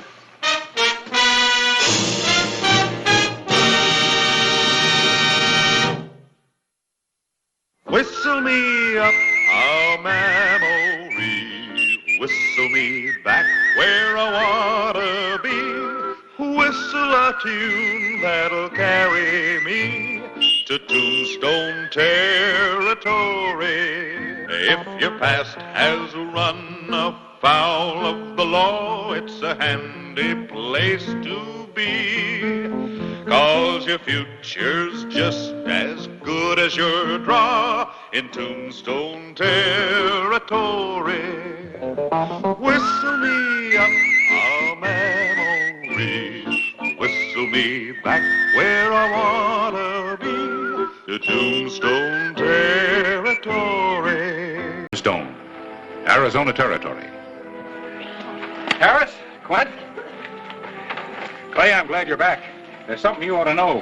Fine, in a minute. First, I want you to meet somebody.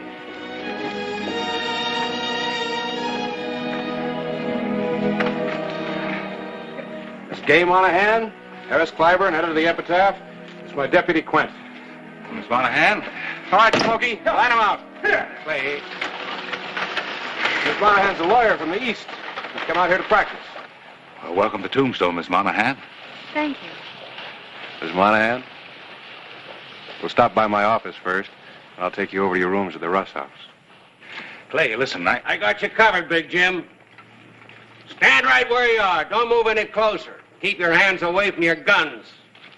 Now, you're going to eat these lies you gave to the paper about me. You're going to take them back. What's it going to be, Big Jim? This or this? It's going to be either one.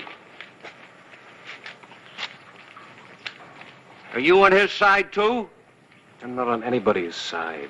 That includes your side, too, mister. Now, you stay out of this, Clay. I'm warning you. I want to see you down at the office. Harris? Come on, Jim.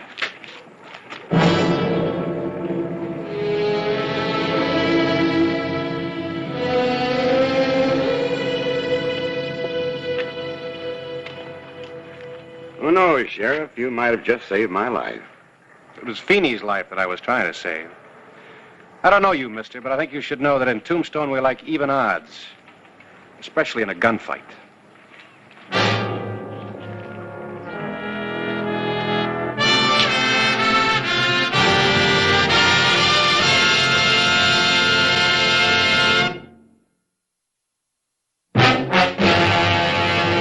An actual account from the pages of my newspaper, the Tombstone Epitaph. This is the way it happened, in the town too tough to die. Tombstone Territory.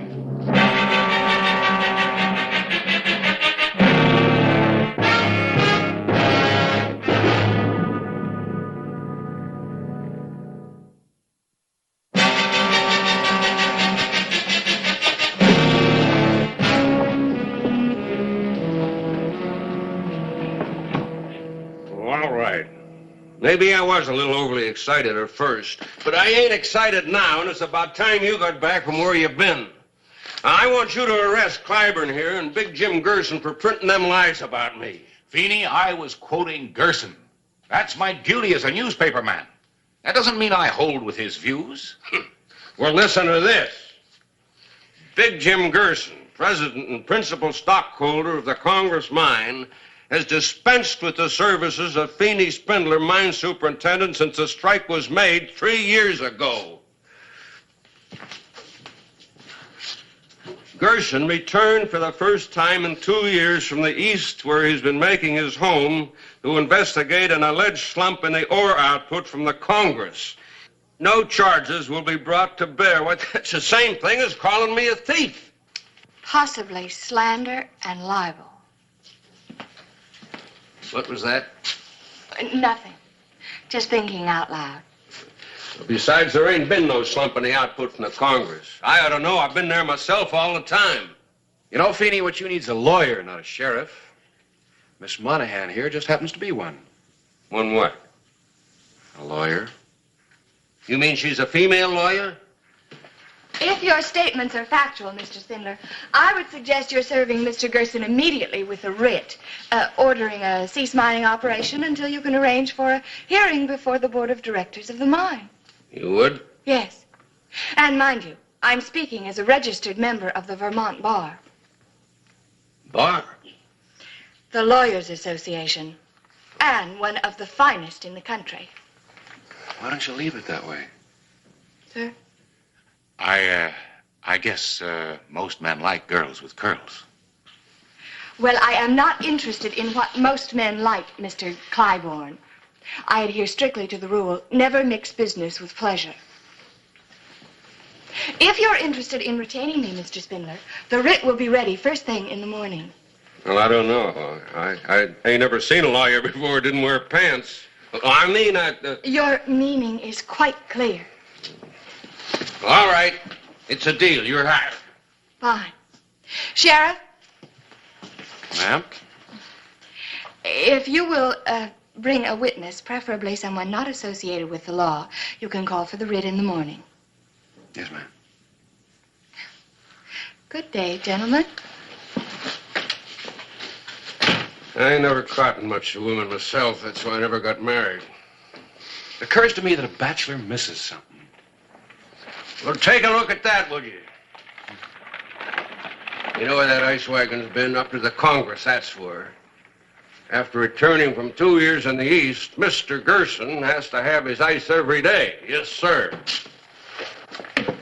Gerson has a private supply of ice stored in the ice house for his own use exclusively. That ice house is practically overflowing with it. Ice. Grown man like Big Jim Gerson taking his drinks mixed with ice in them. It's downright improper.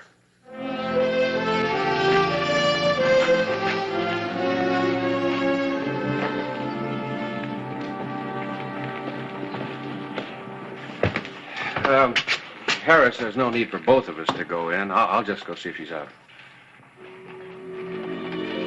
Well, Miss Monahan is up. I'll just wait here and watch and listen. Uh-huh.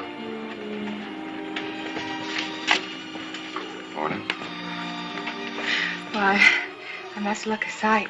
It took longer than I planned. Almost all night, in fact. Oh, you'll have to have this court approved. Just any presiding signature will do. Any presiding signature? Yes. Oh, I mean a judge. Just any presiding judge. Sheriff? Is there something the matter? Oh, nothing I can think of, ma'am. It's just your hair. I kind of like it this way.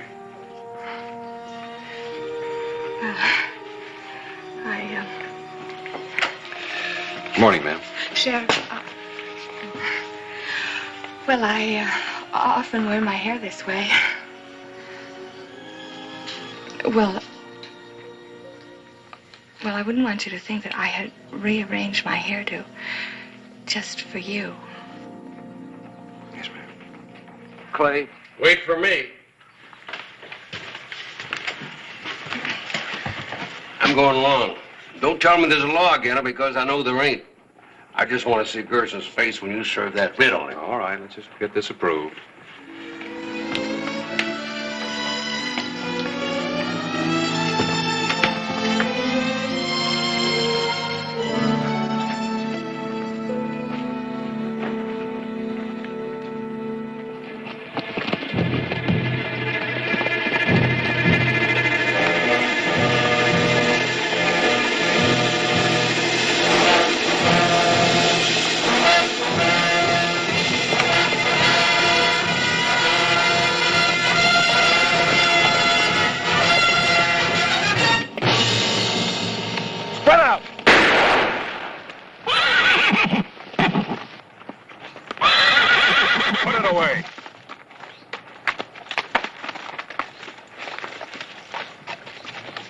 Hollister, you make me sick.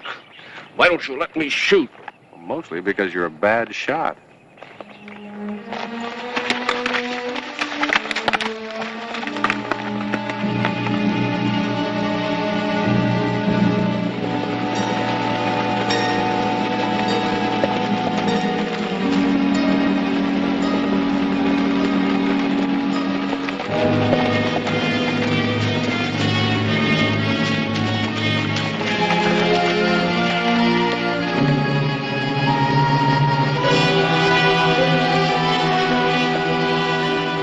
Sheriff, I want to see Gerson.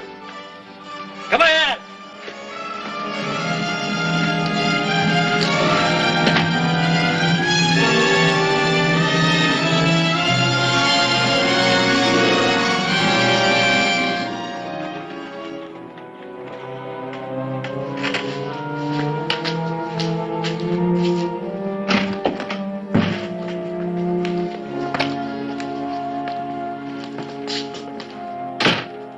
Sorry, Sheriff.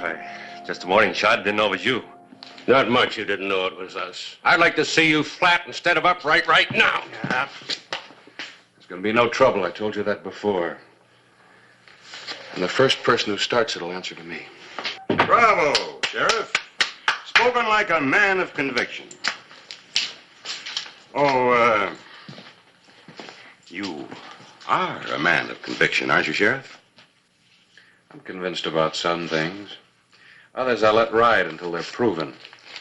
I'm hoping that this will help prove something.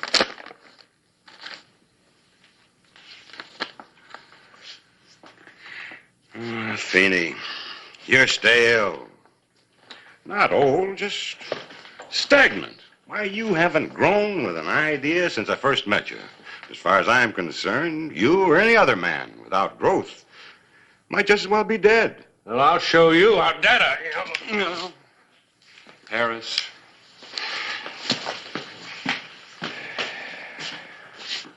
Mr. Gerson, ideas don't always help a man grow.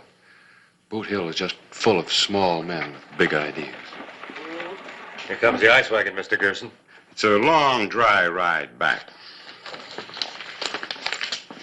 Before you go, perhaps you'd like a drink, chilled with ice.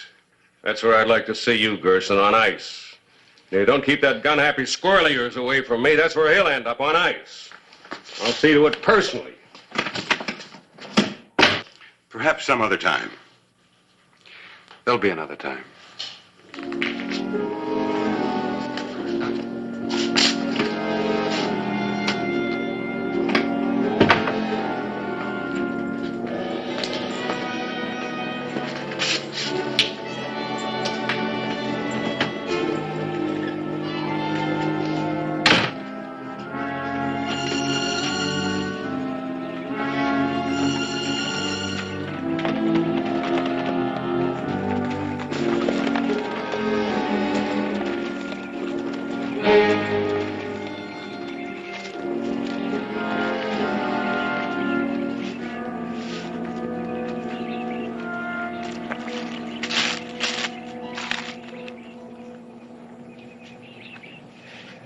Looks like maybe Newton was wrong.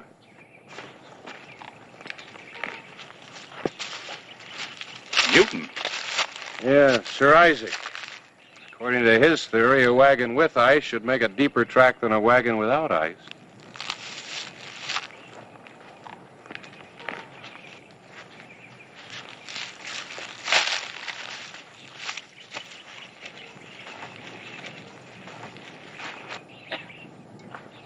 These tracks leading out are deeper.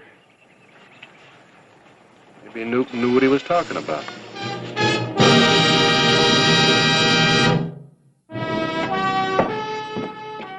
July 25, 1883.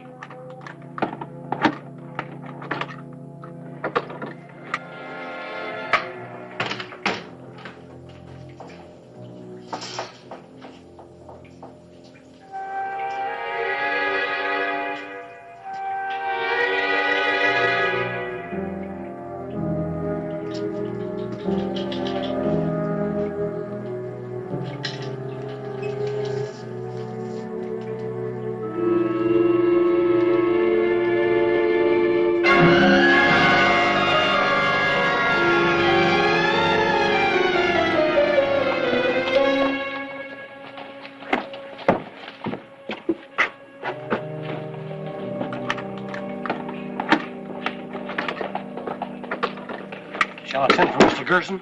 I already have. Come on, I can't get in with you standing in front of it.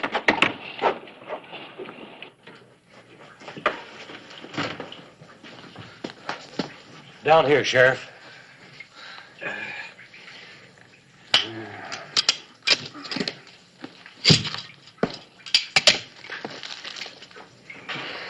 Yeah, he's frozen to death.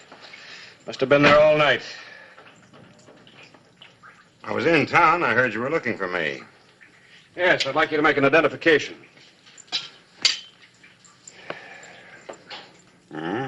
Dusty.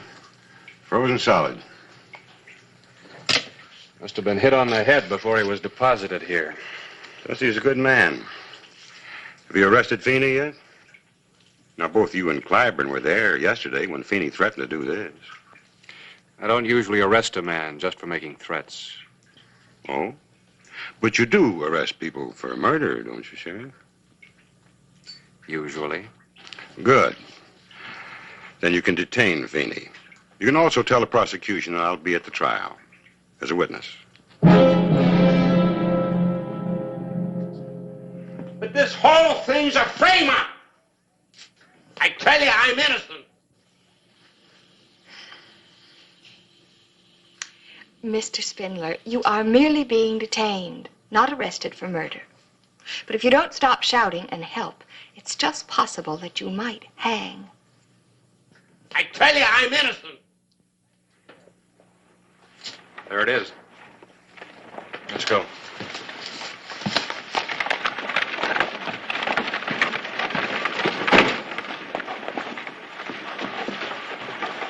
Bird!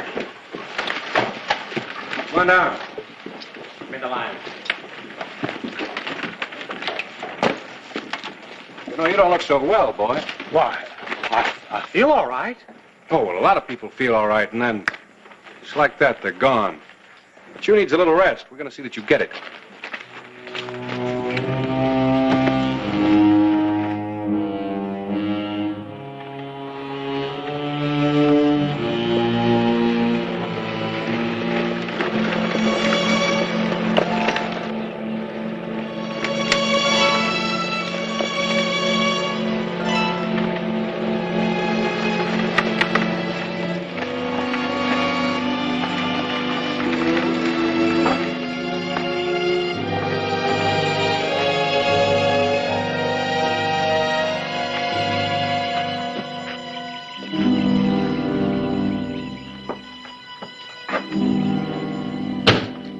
Well, Sheriff, what can I do for you? Urge Gray isn't feeling too well. I'm helping him out with his ice delivery. Oh, that's real nice of you, Sheriff, but we don't need any ice today. Still got plenty left over from yesterday. You sure? Mm-hmm, quite sure. Well, then maybe you'd like something delivered back to town? No, nothing, thanks. Anytime.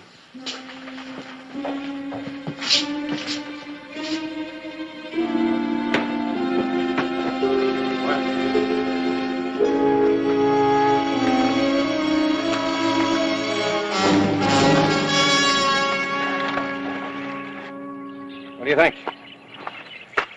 Well, of course, the tracks are lighter since we dumped the ice, Clay. Yeah. Seems like this is the first time Gearson hasn't had something delivered back to town. Something heavier than ice. All right, Birds, let's go.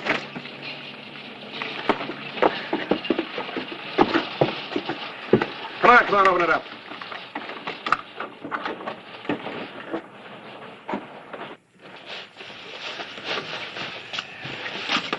Glenn, take that side. I'll go down here.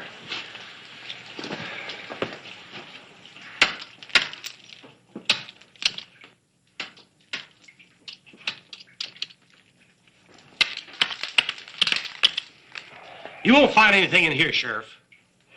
For your sake, I hope you're right.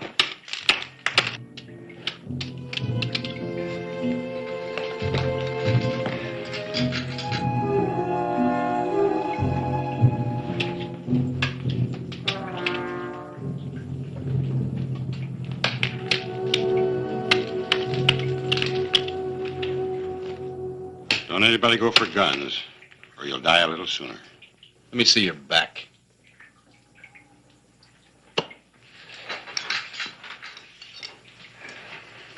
close enough, Sheriff. Drop your gun, Bill.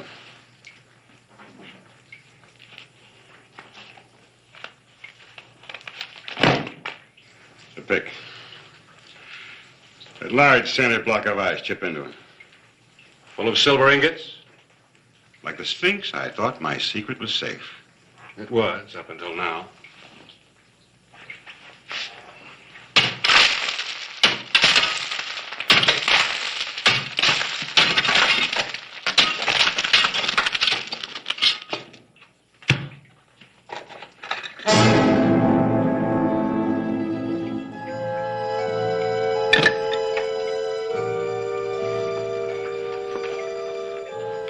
There's more over here, Clay.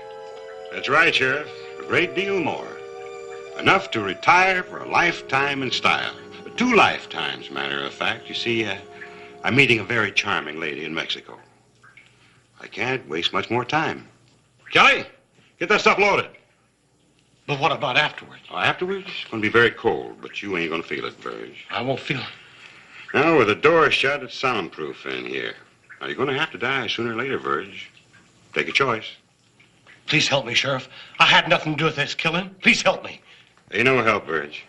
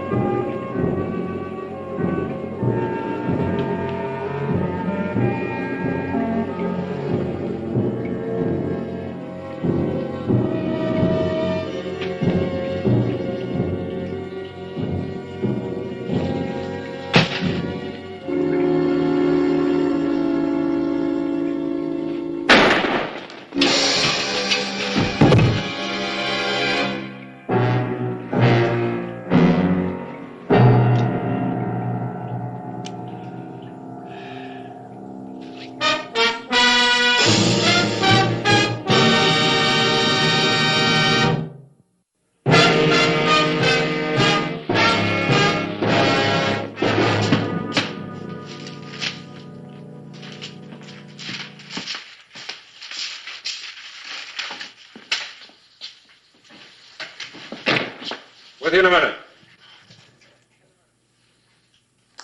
Well, Well. Do you mean to say that you've had that in your trunk all the time? you see, I thought it was important for me to prove myself as a lawyer. But I've discovered it's equally as important to prove myself as a woman. Care for a postgraduate course? Maybe. If I have time. Time? Yes. A friend of mine is arriving.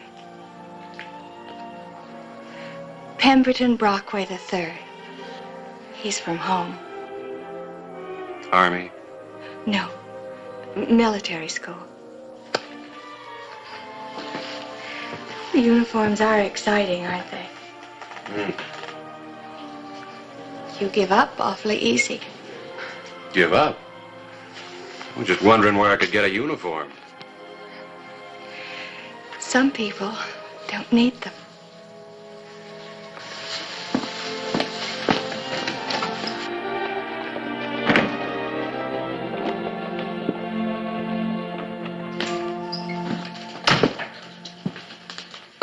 matter? You look like you just lost your best friend.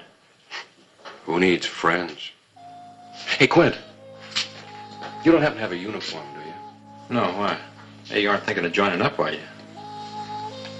No.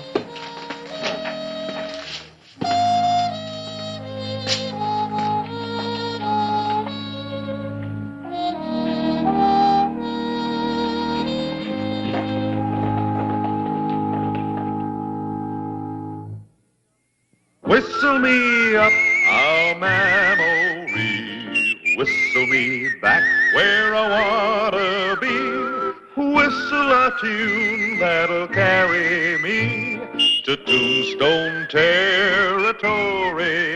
If your past has run afoul of the law, it's a handy place to be.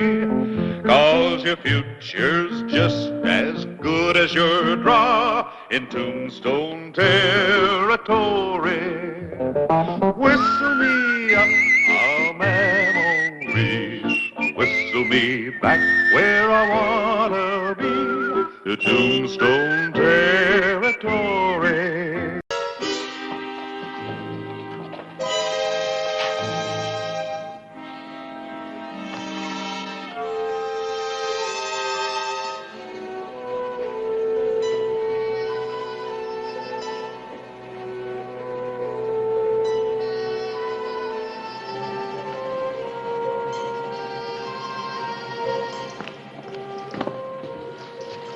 How's business been tonight? I'm glad we don't have to depend on this for a living. What do you mean I've held up? I just found myself a silver mine worth millions, and I'm going to celebrate proud. I'll take care of it. Now hand me one of them bottles. Now, that's fancy.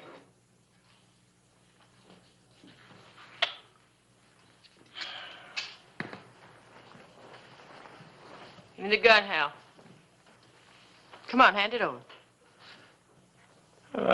I was just joking, Lily. I know. I'll take him to the sheriff. He's gonna get some sleep. I'm not finished celebrating. You better watch out. The celebrating will finish you. Come on.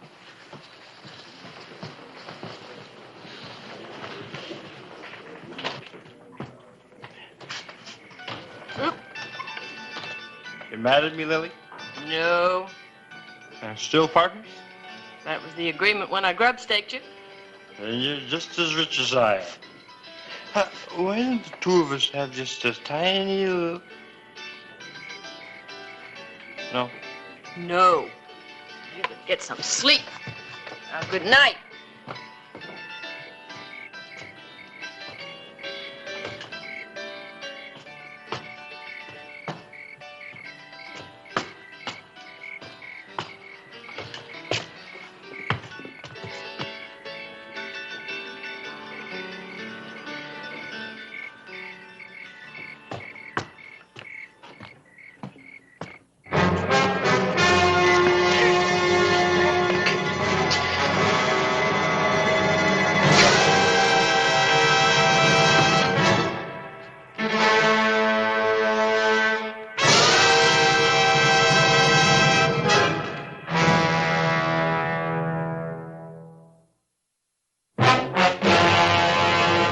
An actual account from the pages of my newspaper, the Tombstone Epitaph.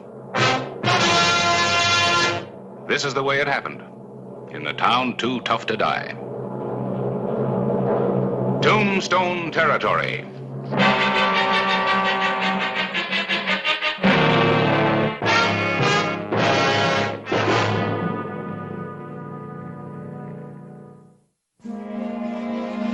June 4, 1884. The killing of miner Hal Swanson led to an immediate investigation by Clay Hollister, who had long suspected the person and motive behind such killings. In an effort to gain proof, he formulated a daring plan of action. Vic? Here's that note for Tulsa Jack. You won't have any trouble finding him. He'll be in Skeleton Canyon working his diggings. After that, you better ride on fast. We expect to be in Tucson by Wednesday.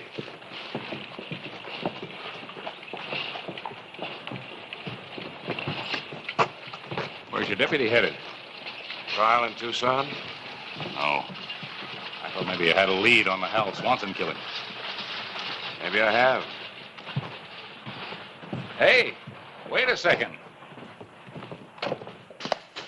What's the story? Well, you can tell your readers that I expect to arrest Swanson's murderer in the near future. I always have that set up. No kidding. Have you really got a lead? Yeah, I think so. I just don't like where it leads. Well? Harris, who would you say is the most popular, best-liked woman in Tombstone? Nellie Cashman. No, I mean outside of Nellie. Well, Lily Murdoch, I guess. That's right.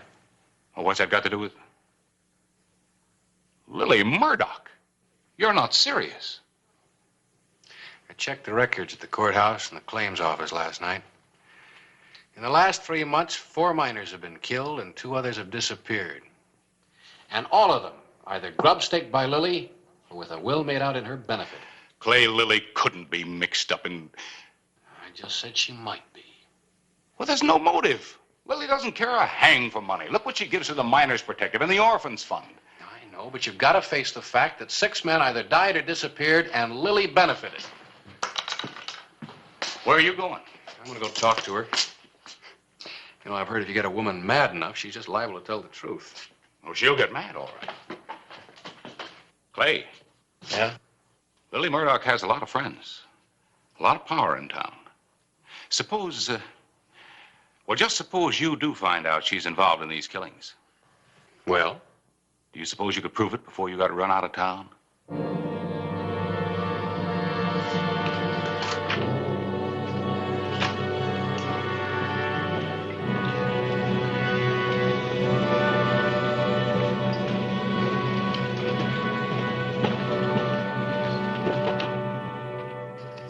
This looks all right, Matt. Anything else? Whitehead's offered $55,000 on Swanson's claim. We're not ready to discuss price on that yet. That's what I told him, but he... Come in. Well, Hollister, good morning. Morning. I hope I'm not interrupting. We just finished. The rest of it can wait, Matt. Yes, Miss Murdoch. Matt?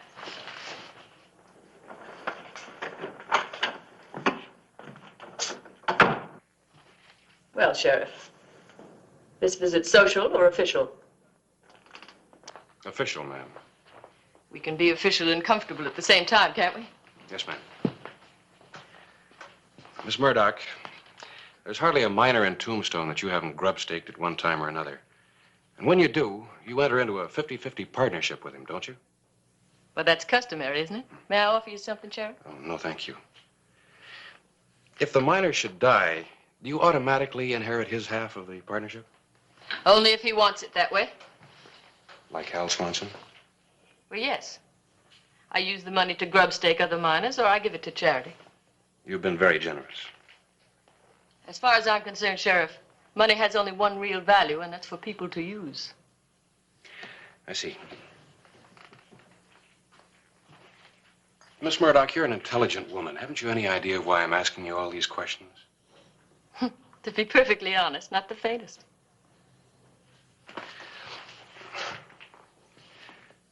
The person who benefits from a murder usually expects to be questioned, even if he or she has nothing to do with it. What do you mean? Recently, 6 miners have either been murdered or killed in what appeared to be accidents. In each case, you benefited by the death. Do you mean that you think that somehow I engineered these accidents or killings or whatever they were?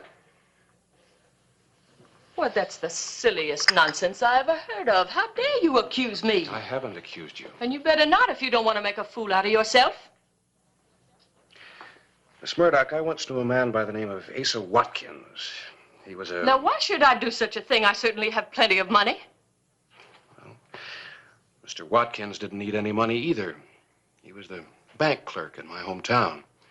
A modest, obscure little man who never spent a dime on himself, but he loved to help other people. Gave generously to the church, sent kids through college, paid for operations, supported needy families. Everybody loved him. But after his death, it was discovered that during his lifetime, he'd embezzled more than $60,000 from the bank.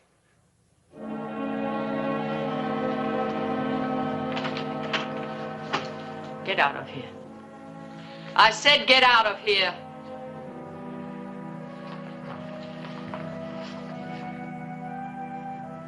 You see, Mr. Watkins wanted so much to be loved and admired that he became a thief.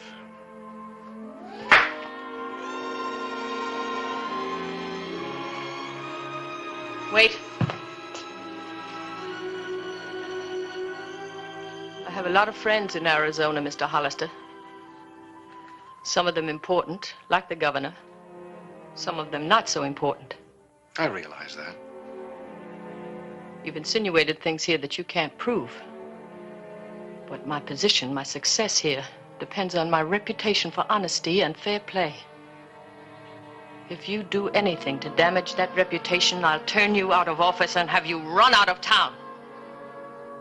But at least we understand each other. Good day, Miss Lily.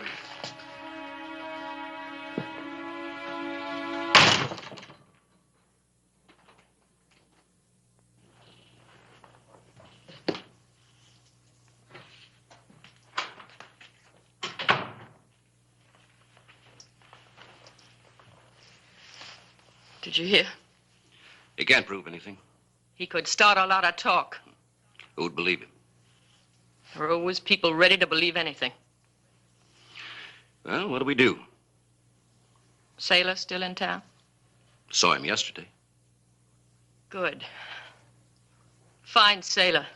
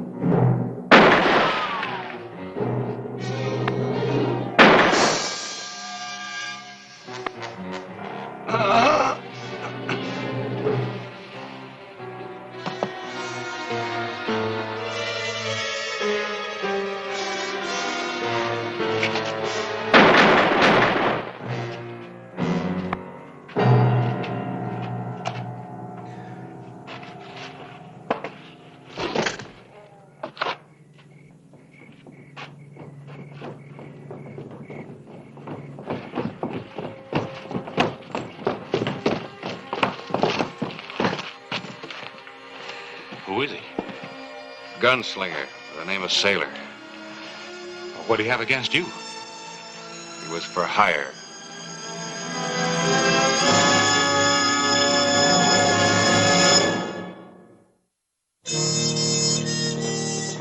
June 5, 1884.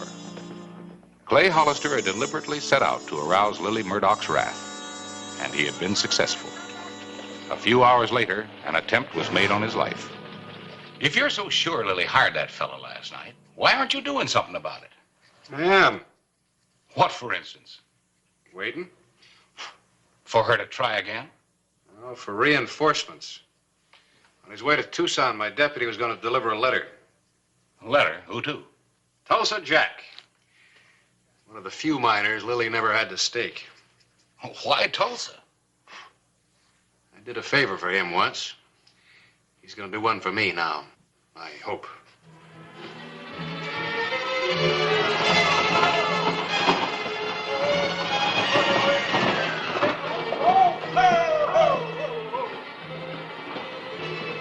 Hooray, boys! I've struck it rich! Struck it rich! Ha ha!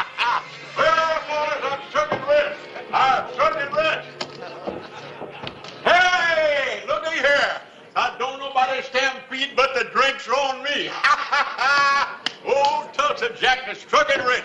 Come on up, everybody. Come on up. Set 'em up, bartender. Set up the drink for all my friends and all them friends I never laid eyes on. Here's to me. Never had a dime of my own, and now look at me. 10,000 votes and plenty more where that come from. Have a drink, everybody. Come on, keep putting them up there, bartender. After he's had a few more, bring him up to see Lily.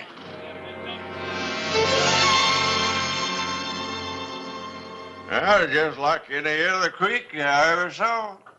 Just, you can jump over it, you know. It's shallow water and a sandy bottom. And underneath the sand was all this silver. Been collecting there for hundreds of years. Hundreds, maybe thousands of years, you know. Sort of like in a pocket. And now it's in my pocket. Where is all this, Tulsa? In Skeleton Canyon, the other side of Charleston. Oh?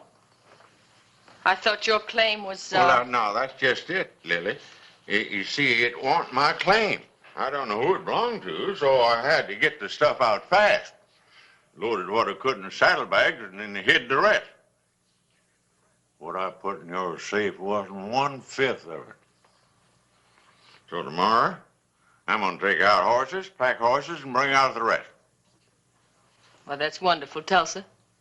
It couldn't happen to a nicer person. And you're sweet, too. Well, I got to get back to my friends.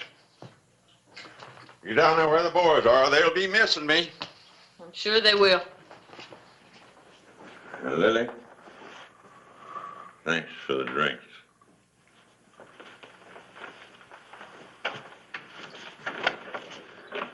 You sure are nice.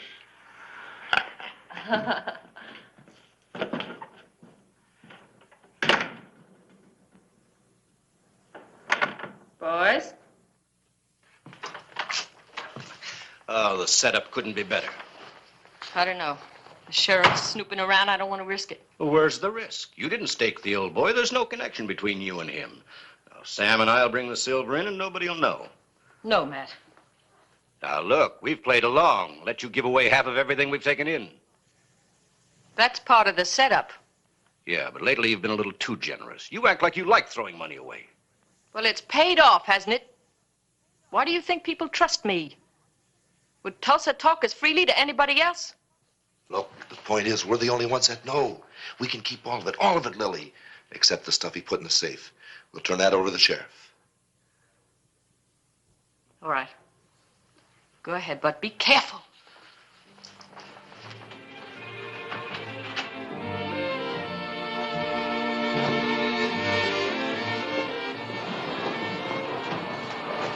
June 6, 1884. Despite a headache of major proportions, Tulsa Jack rented 2 pack mules and headed back out of Tombstone.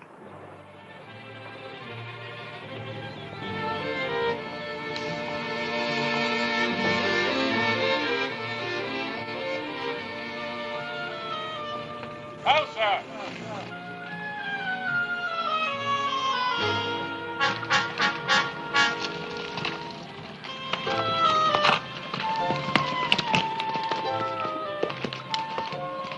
It's about time you showed up. What'd I have to go through in the name of friendship? You enjoyed every minute of it, and you know it.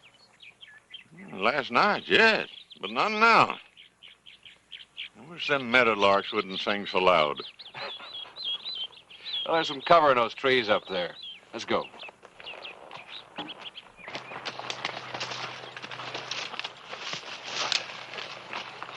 This ought to be good enough. How'd it go? Well, I said everything you wrote me, and I made it sound good. But you're branding the wrong steer, Clay. Lily ain't no crook. She's nice. Maybe. Well, I know a good woman when I see one, I'll tell you. Well, if your eyesight's so good, who's that coming up the trail?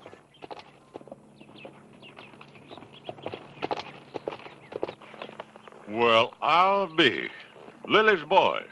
You don't think they're riding out to Skeleton Canyon for their health, do you? Well, them dirty... You didn't tell them about the silver, did you? Oh, no, just Lily. Like I said, looks like he was right. What do we do next? I'm riding back to town. You stay out of sight. Tomorrow about noon, we're going to give Miss Lily Murdoch the shock of her life. Up for him.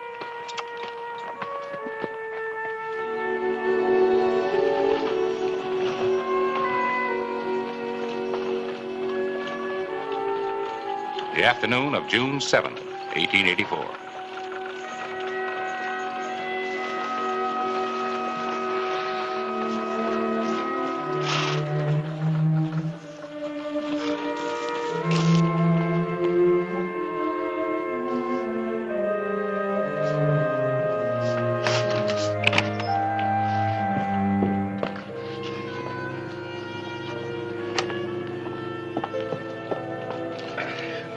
Who's that? Tulsa Jack? Yeah. He's been shot. You, get Doug Cunningham.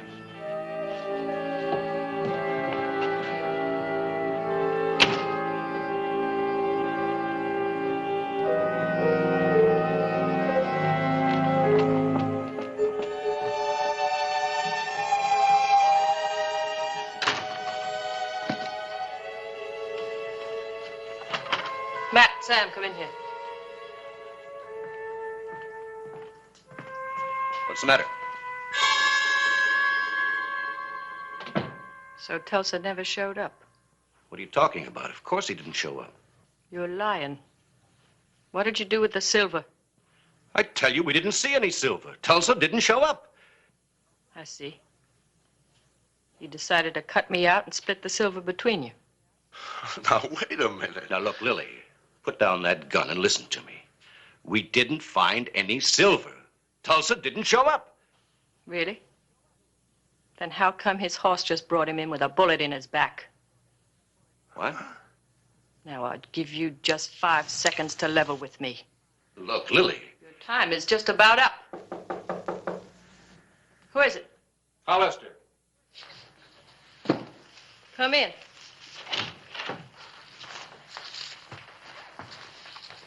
What do you want, Sheriff? It's about Tulsa. Matt's just been telling me he's been hurt. He was shot in the back. Oh, no. Is he? He's in the hospital. He's holding on. He wants to see you. Of course. I'll go right away. You better come along, too. What for? You'll find out.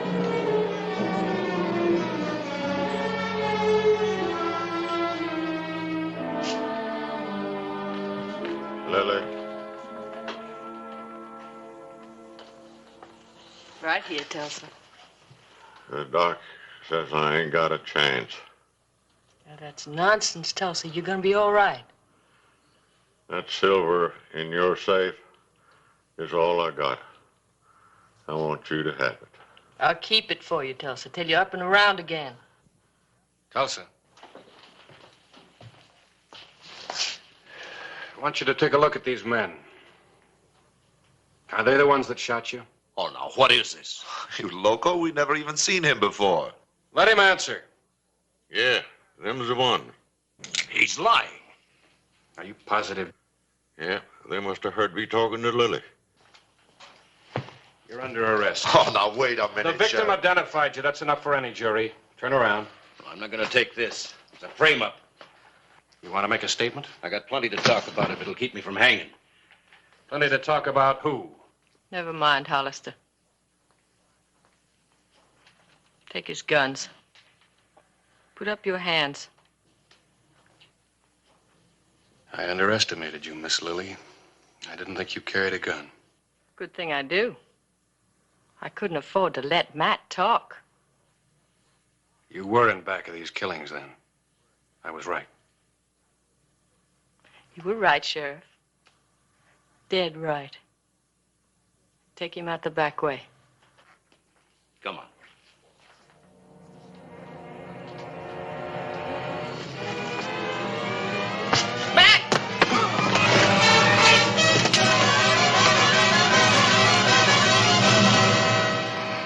Will you join us in my jail, Miss Lily? You can't prove anything. I've got influence, friends. Friends have a way of deserting you when you stand trial for 5 or 6 murders. Let's go.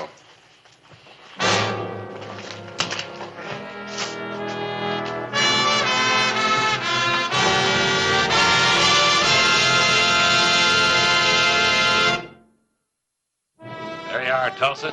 Keep it as a souvenir. Really want to thank you for your help. Well, somebody had to do the job. It was your testimony convinced the jury. Yeah, I know. But this town ain't gonna be the same without Lily. You know, she done an awful lot of good. Helped out a lot of folks when they needed it. Well, what you say is true, but she also was responsible for a lot of killing, Tulsa. I know, but she was a nice woman. She was an awful nice woman. I'm gonna miss her.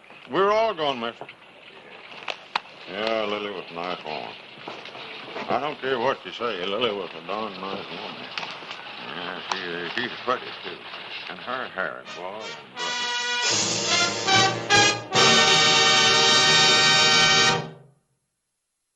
Whistle me up a memory, whistle me back where I wanna be, whistle a tune that'll carry me to Tombstone territory. If your past has run afoul of the law, it's a handy place to be.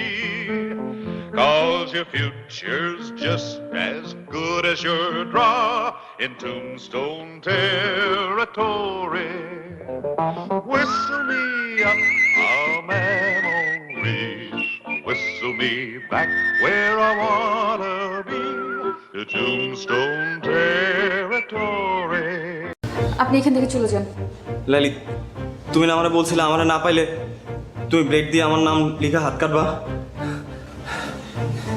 আজকে তোমারে না পাইলে আমি হাত কাটবো, তোমার নাম লিখবো হাতে আমি। আরে পাগল নাকি? কি করবা লাগছে?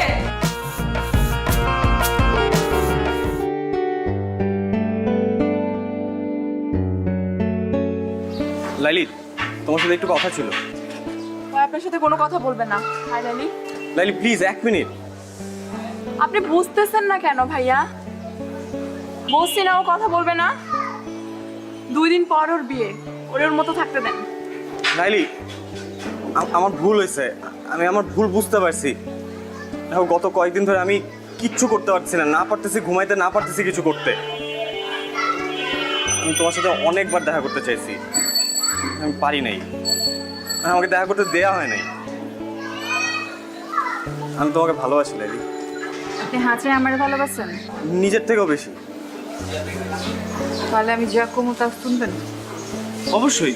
কি করতে হবে বলো? আপনি আমার পিছন পিছন ঘোরা বন্ধ করে দিবেন। লাইলি কি বলতেছে এসব?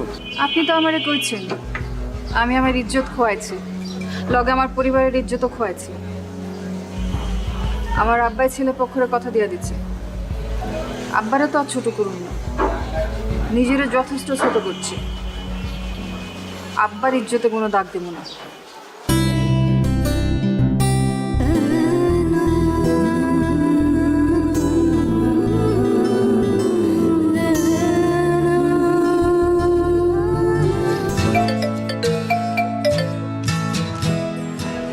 হ্যালো, আসসালামু আলাইকুম ভাইজান।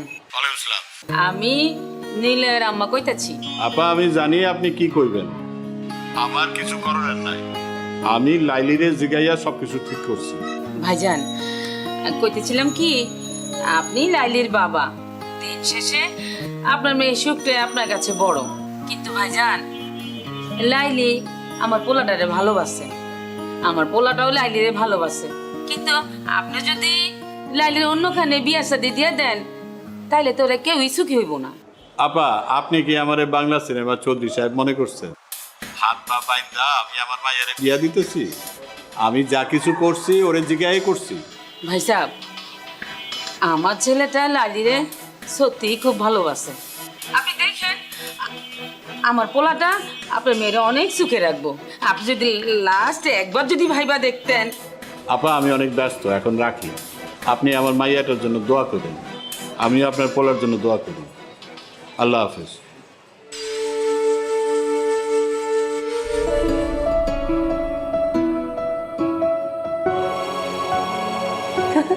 দেখ লাইলির আজ কি সুন্দর লাগতেছে। হ্যাঁ বহুত সুন্দর লাগতেছে।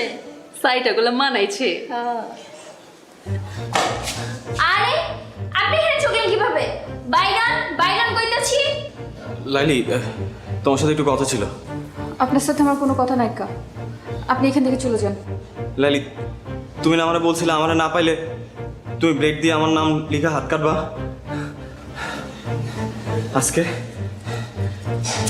তোমারে না পাইলে আমি হাত কাটবো, তোমার নাম লিখবো হাতে আমি। আরে পাগল নাকি?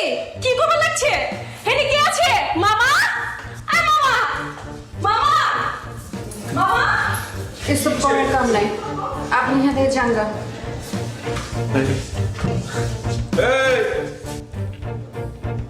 এই চাংরাপোলা এত ড্রামা শুরু করছো কে? পুলিশ ডাকো। আপনি যারে খুশি তারে ডাকেন মামা, আমি লাইলের সাথে বাঁচবো না। তখন তো খুব কইছিলা লাইলি একটা নাটক বাজ, ওই খালি নাটক করে বেড়ায়। হ্যাঁ ওর লগে মজা লওয়া যায়, ওর লগে প্রেম করা যায় না, আর বিয়া করুম না। আরে এখন কইতাছো ওর সাথে আমি বাঁচুম না? না হ্যাঁ এসব নাটক বন্ধ করো। বিশ্বাস করেন আমি কোনো মজা নিতে আসি নাই। আমি সত্যি সত্যি লাইলি তোমার নাম লিখবো এবং ব্লেড দিয়ে না সত্যি রক্ত জলের নাম লিখবো। লাইলে তুই রাজি হয়ে যা, না ছেলেটা এরকম পাগলামি করতেছে, আমার কাইটা লাইব। এমনি কিন্তু ছেলেটা ভালো আছে, তুই রাজি হইলে সবকিছু ঠিকঠাক হয়ে যাব। আমি দুলা বাইরে সামলাইতেছি, তুই কোনো চিন্তা করিস না, ঠিক আছে? রাজি আছিস না? আরে রাজি হয়ে যা, আমার না করিস না, ভালো আছে ছেলেটা।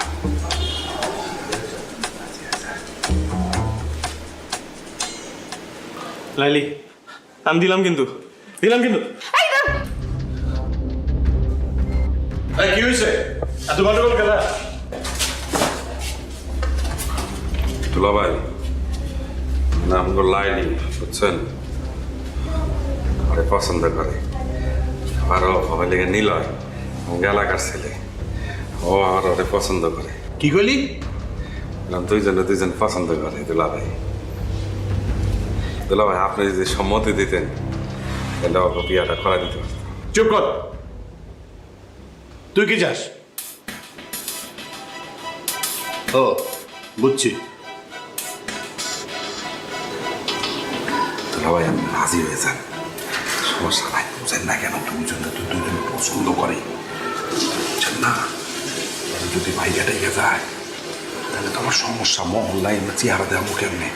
আপনি রাজি হয়ে যান, আপনি আমি ওইদিকে সামলান, আমি ওইদিকে ওপরে দেখতেছি। দুলা ভাই আপনি চালান। আচ্ছা আর চালান তাড়াতাড়ি, এত চিন্তা করেন না তো।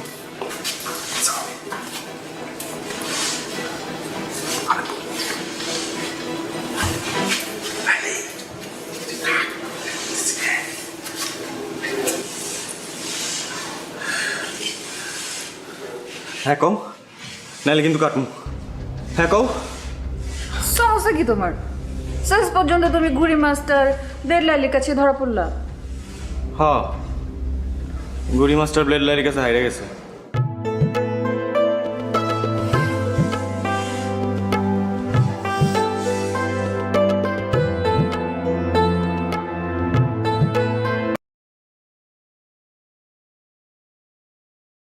Này, sao thế nhỉ? Sao thế ít ít nhỉ? Nổ bùm.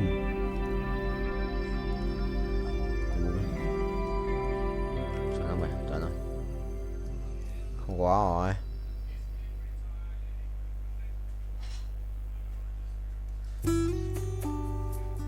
Rồi, cút. Xong, cút. Meo meo meo meo meo meo meo. Cái gì đấy?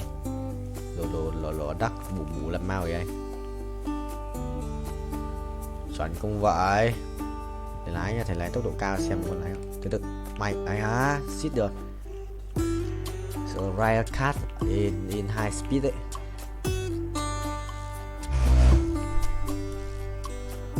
Chuẩn không? Hay á? Không được. Sửa tốc độ cao. Tốc độ cao đét mà. Rồi một lần, hai lần thứ hai, 300 lap à, 400 lap. Chuẩn không thầy? Chuẩn không? Chuẩn không?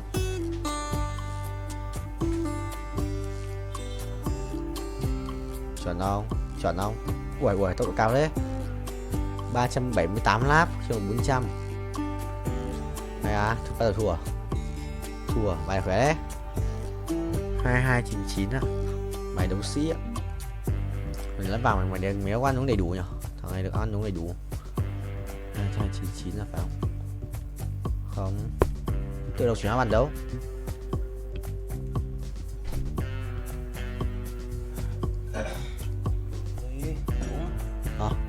Đúng đi em. Đúng.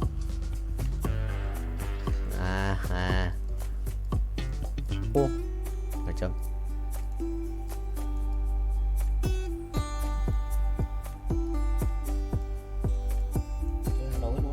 Này em, full rồi. Chuẩn bị ăn đi sang xuống dưới.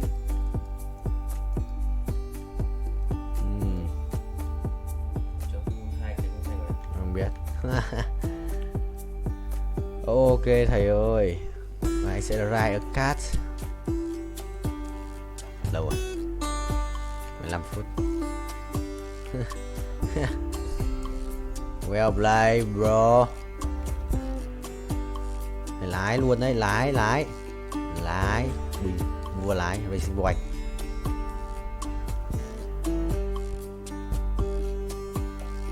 Nhốt luôn, chết không? Ngồi đi. Đéo đi à? Vào nó kèm rất siêu linh, đéo có đủ mana để chết. Phải không? Cũng là khỏe rồi ra. Đánh bài gì với cả Nautilus 2? Israeli আগ্রাসন বহু মায়ের বুক খালি করেছে। রেহাই পায়নি সদ্যজাত শিশুও। চলমান সহিংসতায় প্রায় অর্ধশত শিশুর ঠিকানা হয়েছে কবর। হাসপাতালগুলোর দৃশ্য আরো মর্মান্তিক। মৃত্যুর মিছিল দীর্ঘ হতে থাকায় স্বজনহারাদের আহাজারিতে ভারী হয়ে উঠেছে বাতাস। আর আহতদের মধ্যে মৃত্যুর সঙ্গে লড়াই করছেন যারা, তাদের আর কি বেরহম, নির্লজ্জ, বেহায়া জালেমগুলো হাসপাতাল পর্যন্ত রেহাই দিচ্ছে না। কিছুই করার নাই গো কাকা। কিচ্ছু করার নাই? কি আর করার থাকবো কন? দুর্বলের মায়ের খাওয়াটাই নিয়তি। দুর্বলের পাশে কেউ থাকে না গো কাকা। হ্যাঁ ফজলে মিয়া, ভালোই বলছো তুমি। দেখো না সারা বিশ্ব কেমন একদম চুপচাপ নিশ্চুপ হয়ে আছে। সবই সার্থক গো কাকা, যে যার ধান্দায় আছে।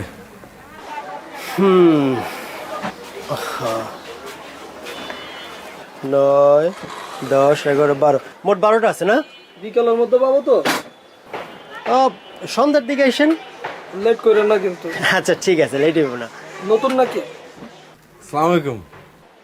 হ্যাঁ নতুন, কয়দিন ধরে আসছে। নাও সন্ধ্যার মধ্যে ভালো করে করে রাখো।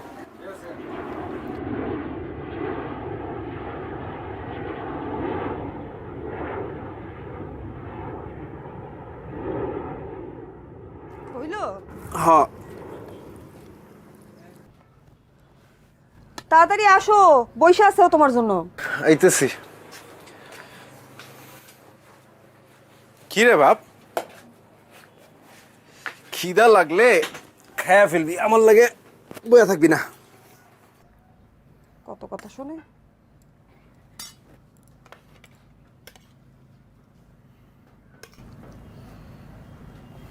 দেখি তোমার প্লেটটা দাও।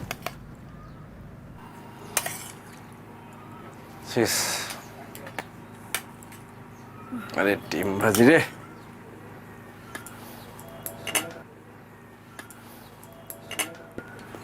তুমি নিলে না? আমি পরে খাবো। পরে আর কি খাবা? আমি সবজি দিয়ে খাবো না, আমি ডিম দিয়ে খাবো। কেন বাপ, সবজি খাবি না কেন?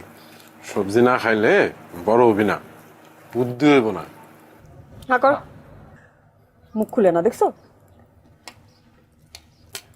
আর স্কুলে ভর্তি করাই দেওয়া দরকার না?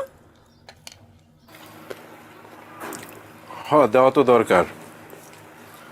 তো মাত্র ঢাকা শহরে এলাম, স্কুলে ভর্তি করালে তো একটু টাকা পয়সা খরচ হবো, টাকা পয়সা জোগাড় যন্ত্র করতে হবে না?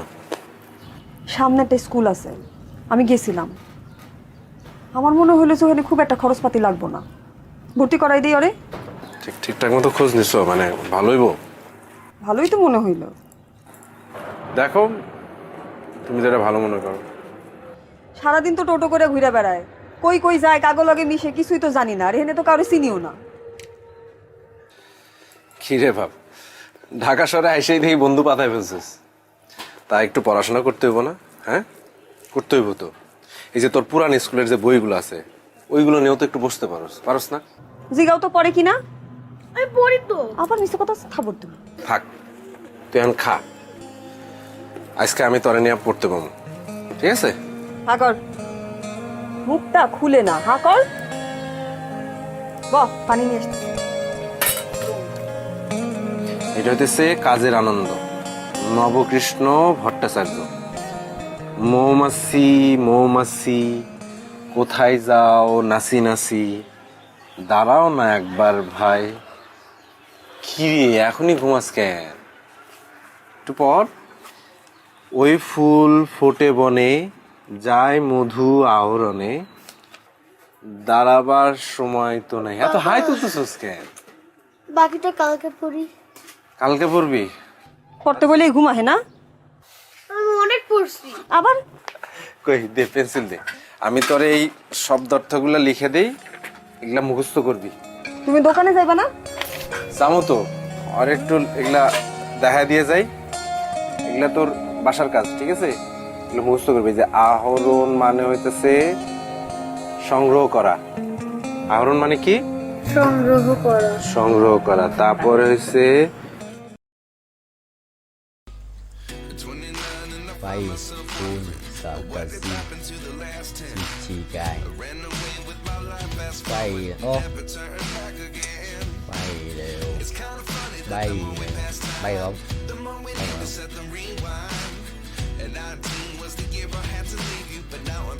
Bay không? Không rồi. Rồi. Bay vô phía đây. 00335. Không mất tích.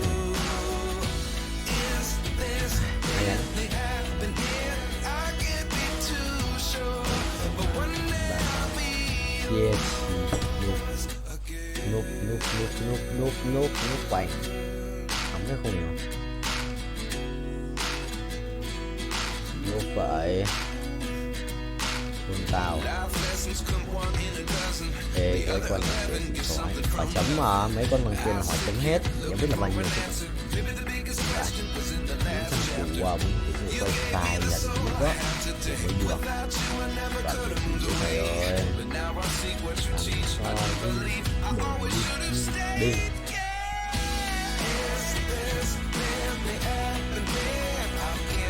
như vậy đây ngủ đắt thì làm sao vậy?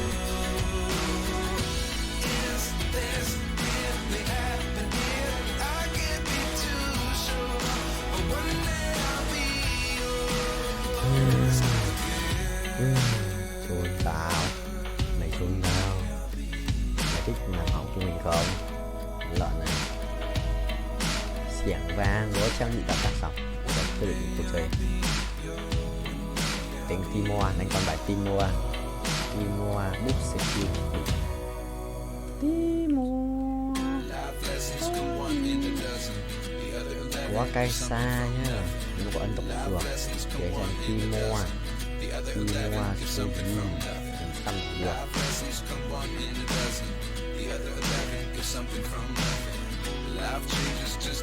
Ai à mỏi rồi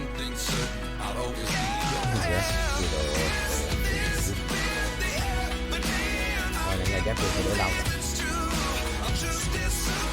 rồi tay lưng tay xa nhiều đau hai là đau ba là đau nữa, ba là đau hai cái lưng vẫn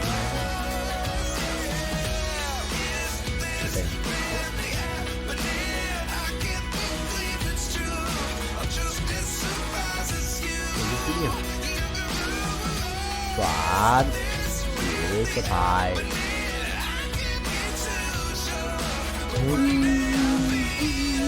chia chia gan nước này phải để cho tự bay dress change করতেছিস? Change করিস না, চল একটা TikTok বানাই। TikTok? হ্যাঁ TikTok, চল।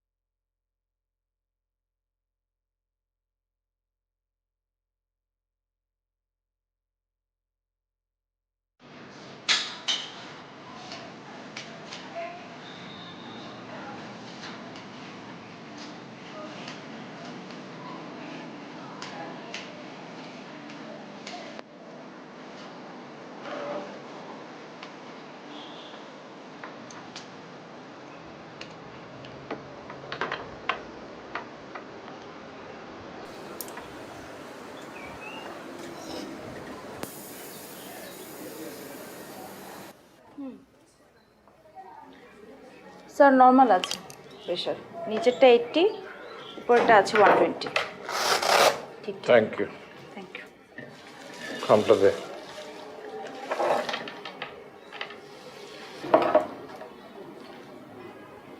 Sir এটা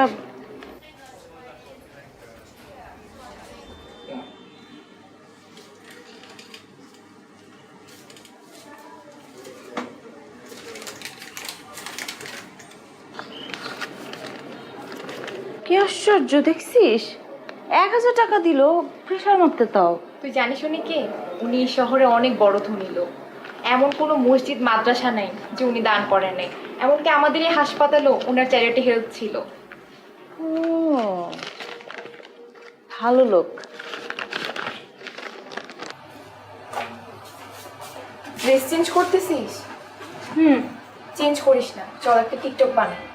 TikTok? হ্যাঁ টিকটক, চল। ঠিক আছে, এই ড্রেসটা পরবো, এটা পর।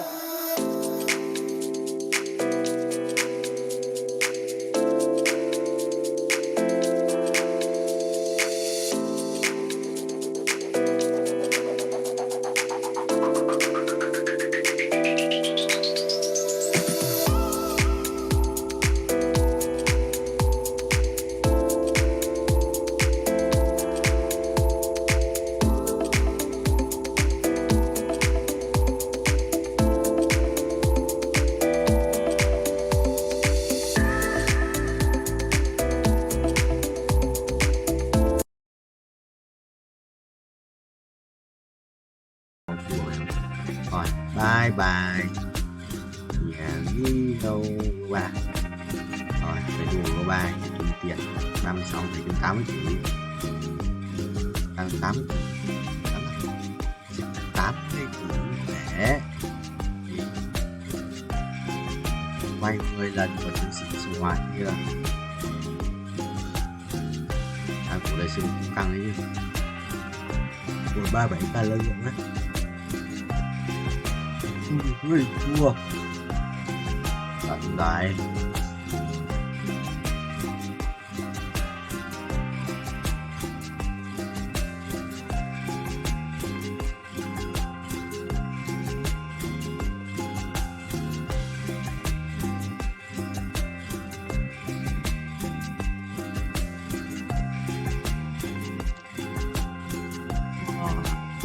Xong rồi bay 36 mở đứng lại nha.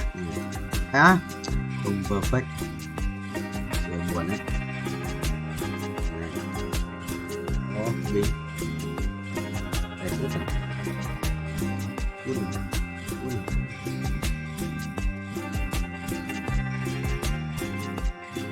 Chít này. Uống xong đấu à?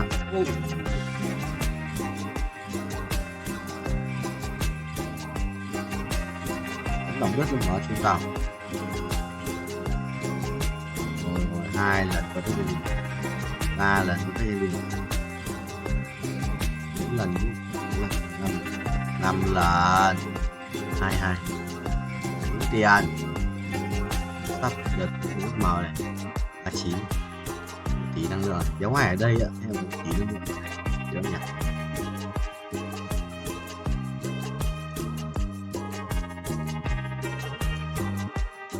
cái gì chỉ dẫn nói nha tí năng lượng mà nó lên nhiều lượng vãi kiếm uy lực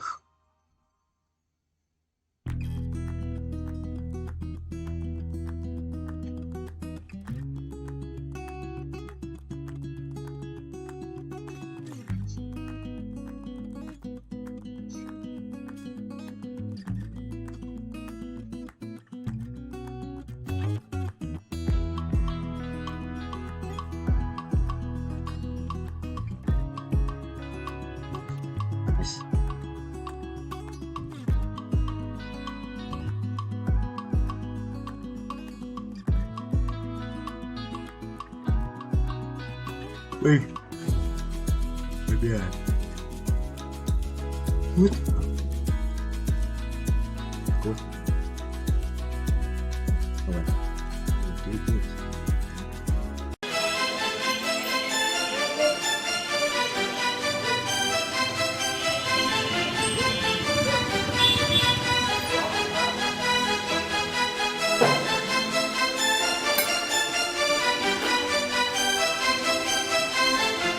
ভাই কি দেখেন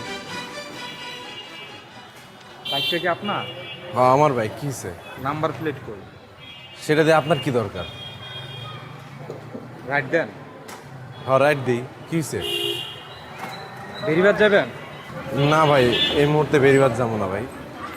ভাই চলেন না, আমার মায় অসুস্থ। ভাই আমার রাইড শেষ, আমার পোলার আছে জন্মদিন, আমার তাড়াতাড়ি বাড়ি যাইতে হবে, আমি যাইতে পারবো না। তো আপনি আর একটা রাইড দেখেন, এ নিয়ে যাবো আপনারে। ভাই বিপদ তার বইলে আসেন, আমার মায় অসুস্থ। ভাই আপনার মা অসুস্থ থাকলে কি একজন হেল্প করতো না? এই মুহূর্তে ভাই এই বেরিবাদে আমার বাড়িটা থাকলো উল্টা দিকে, আমার যাইতে অনেক দেরি হয়ে যাবে। ভাই একটু স্যাক্রিফাইস করেন না ভাই, আমার মা অসুস্থ, আপনার মা অসুস্থ থাকলে কি আপনি করতেন না? আরে একটু বাড়াই দেবো ভাই, চলেন ভাই।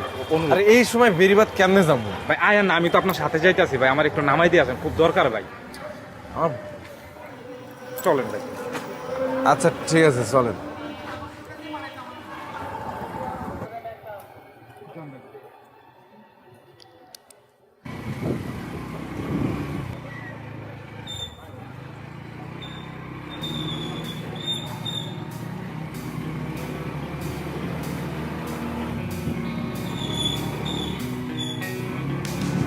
ভাই কোন দিকে?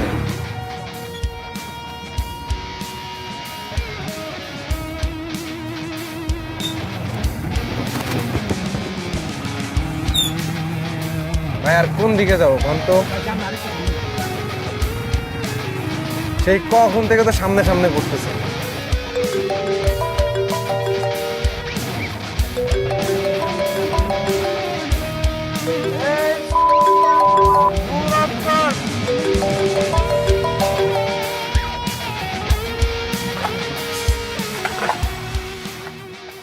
মা শফিকরে ডাক দাও। এখন অনেক রাত হয়েছে। তাহলে একটা কাজ করো, ওর জন্য একটা কেকের পিস রেখে দাও। আচ্ছা রাইখা দিব না, কাল সকালে তুই দিয়ে আসিস। মা মোমবাতি কই? মোমবাতি আনতে তো ভুলে গেছে একদম। তাহলে কাজ করো, বাবাকে আনতে কইয়া দাও। তোর বাপ কি জানে যে কেক কিনে নিয়ে আসছি? আচ্ছা আগে আসুক, তারপরে দোকানে পাঠাবো নেবো মানে। তাহলে একটা কাজ করি, আমি নিজে গিয়ে নিয়ে আসি। ছোট মানুষের রাতেবেলা বাইরে যাওয়া নিষেধ তোরে শিখাইছি না? তাহলে আবার একটা কাজ করো, বাবাকে ফোন দিয়ে কইয়া দাও বেলুন আনতে, আর বলবা যে তাড়াতাড়ি আসতে। আর একটু অপেক্ষা করি, হ্যাঁ তারপর কমুনি। Rưỡi rồi Quang đi học từ 5:30 bắt xe buýt ở bến xe Mỹ Đình nhập từ 5:30 sao?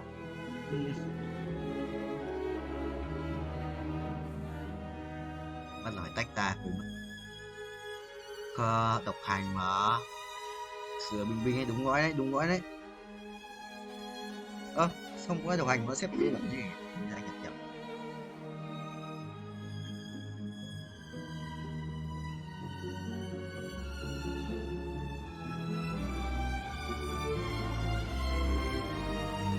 Yes.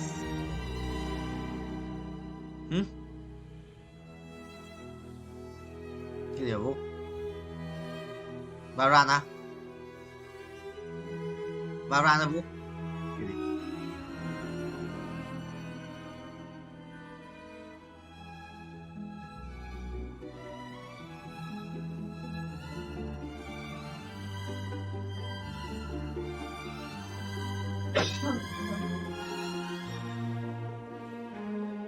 Cả nhau một broccoli.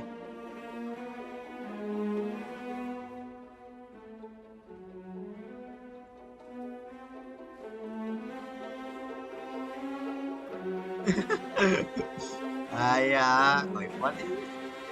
Anh đã A rồi đấy. Anh từ master lên A rồi. Tôi thường muốn vàng, muốn con Ani, muốn con Ani, em cũng ở đâu đấy rồi.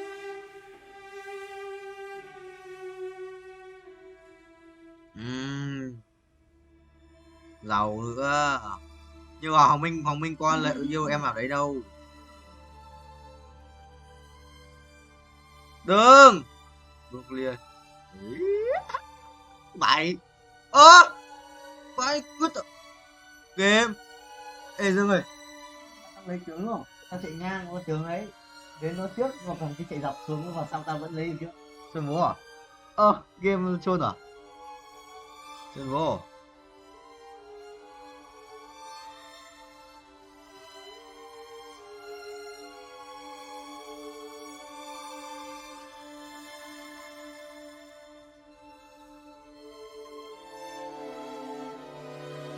Cái gì vậy?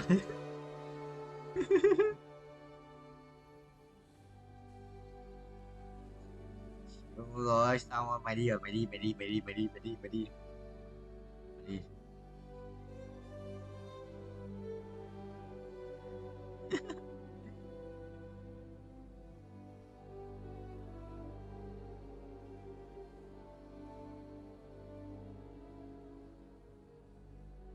ông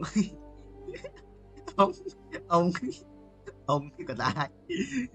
Thằng Lào à? Thằng Lào Vũ.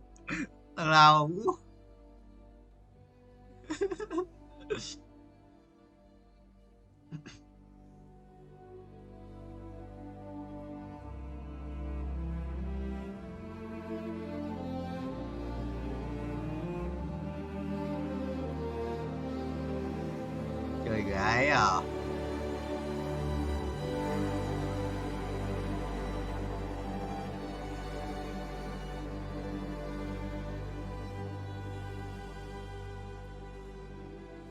Rồi Việt Nam ấy nhở, đéo được phép mà vẫn thay trường chương 10 đánh bài Zana ảo đéo chịu được. Zana lắc ảo lắm Vũ ạ. Ông Quang phải bại của Hoàng Lập Tiến đúng không?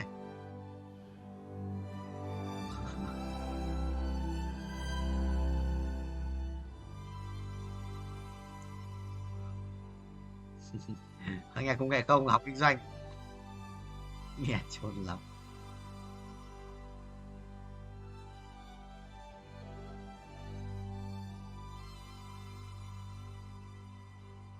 Chuẩn rồi broccoli ơi, chuẩn đấy, sự cái chuẩn đấy.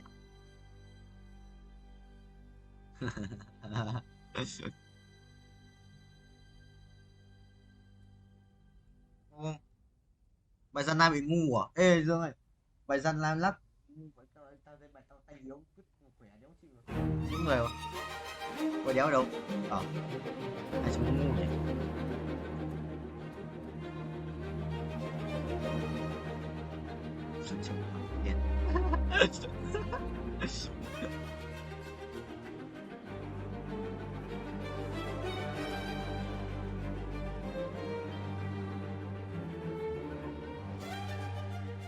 Gây lộ ông.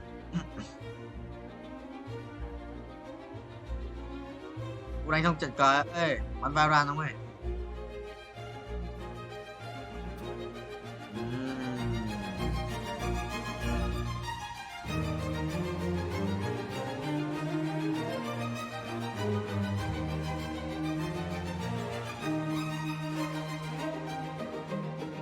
ghê. Ơi mấy bạn đi.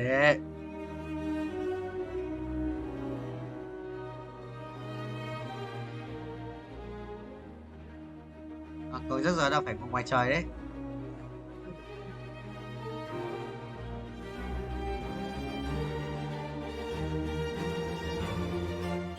Mọi người khỏe nhờ, mình thắng không nhở?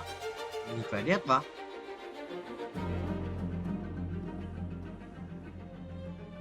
Đầu nó độc lều à?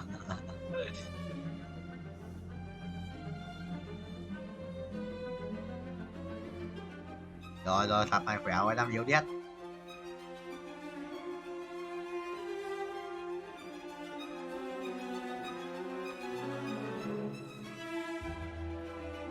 Ngon, để cái học luôn. Đâu thằng được. Mày sai tao sao? Sai.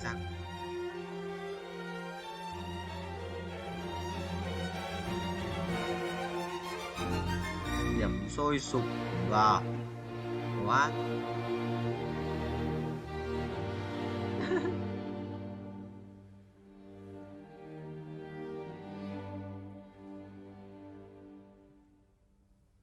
Ai bảo nhện đâu.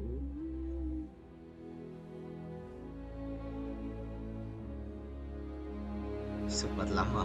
Thế có ăn đi phải không? Có ăn đi nhỉ vậy? Đúng rồi, thì có ăn đi. Thằng này nhót đi, để cho ăn.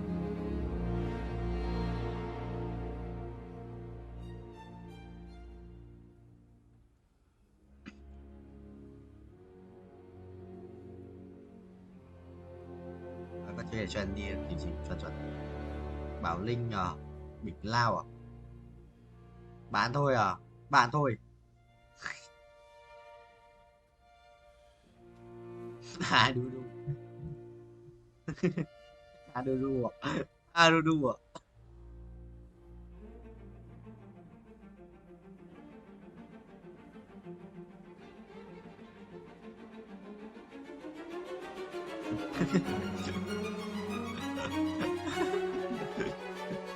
Thôi nó chịu được. Mày ăn đi à, mày tao khỏe hơn đấy, một độc vui ơi.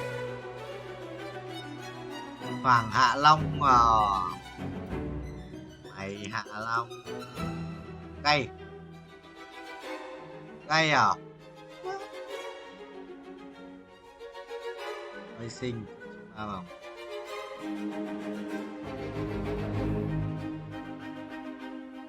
Kinh vậy.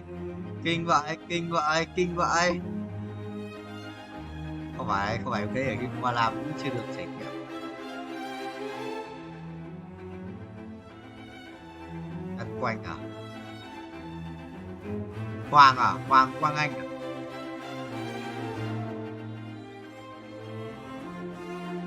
Sao nhót tại Hiếu? Tại hôm nay thi giải tích à? Hôm nay vừa anh thấy có thằng đăng bài mà Hiếu. Vừa thấy anh thấy đăng bài là những bạn được 8 điểm cộng trở lên cứ kêu thấp, mình còn được 3,5 đây này. Hiếu đăng à?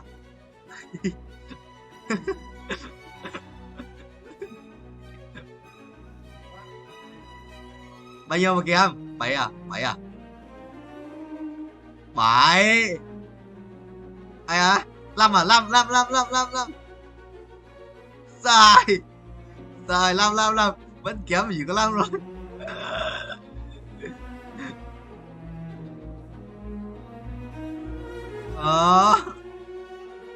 Câu nào làm được nhưng mà làm sai.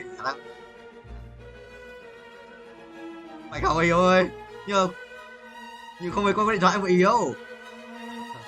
Còn cái điện thoại không chưa hả? Anh bảo không phải cây có điện thoại không vậy? Điện thoại mới. What?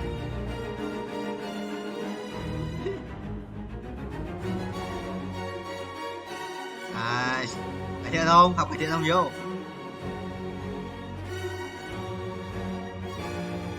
Quăng đi. Đâu, ý là đi là học em đi.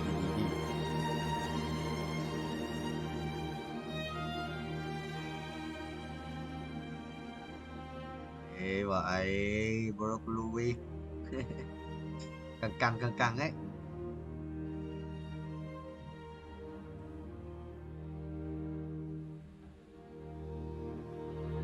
Tưởng Hiếu về quê lấy điện thoại cái gì mà. Ở đấy, nhưng mà dịch lắm Hiếu ơi, Bạch Hầu 15k1 ở Bắc Giang. À, còn 7k nữa, còn 7k nữa.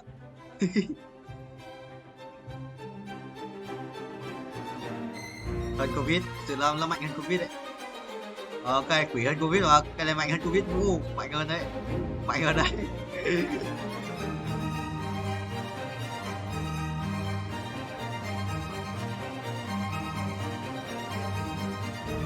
Rồi. Nice try, nice try em quá.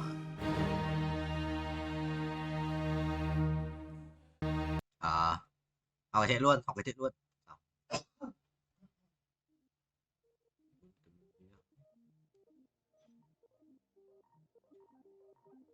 Tuấn đâu rồi? Tuấn đi rồi, Tuấn đi rồi.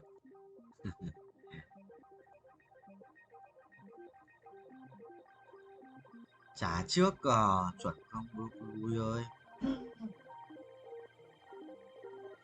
Ừm.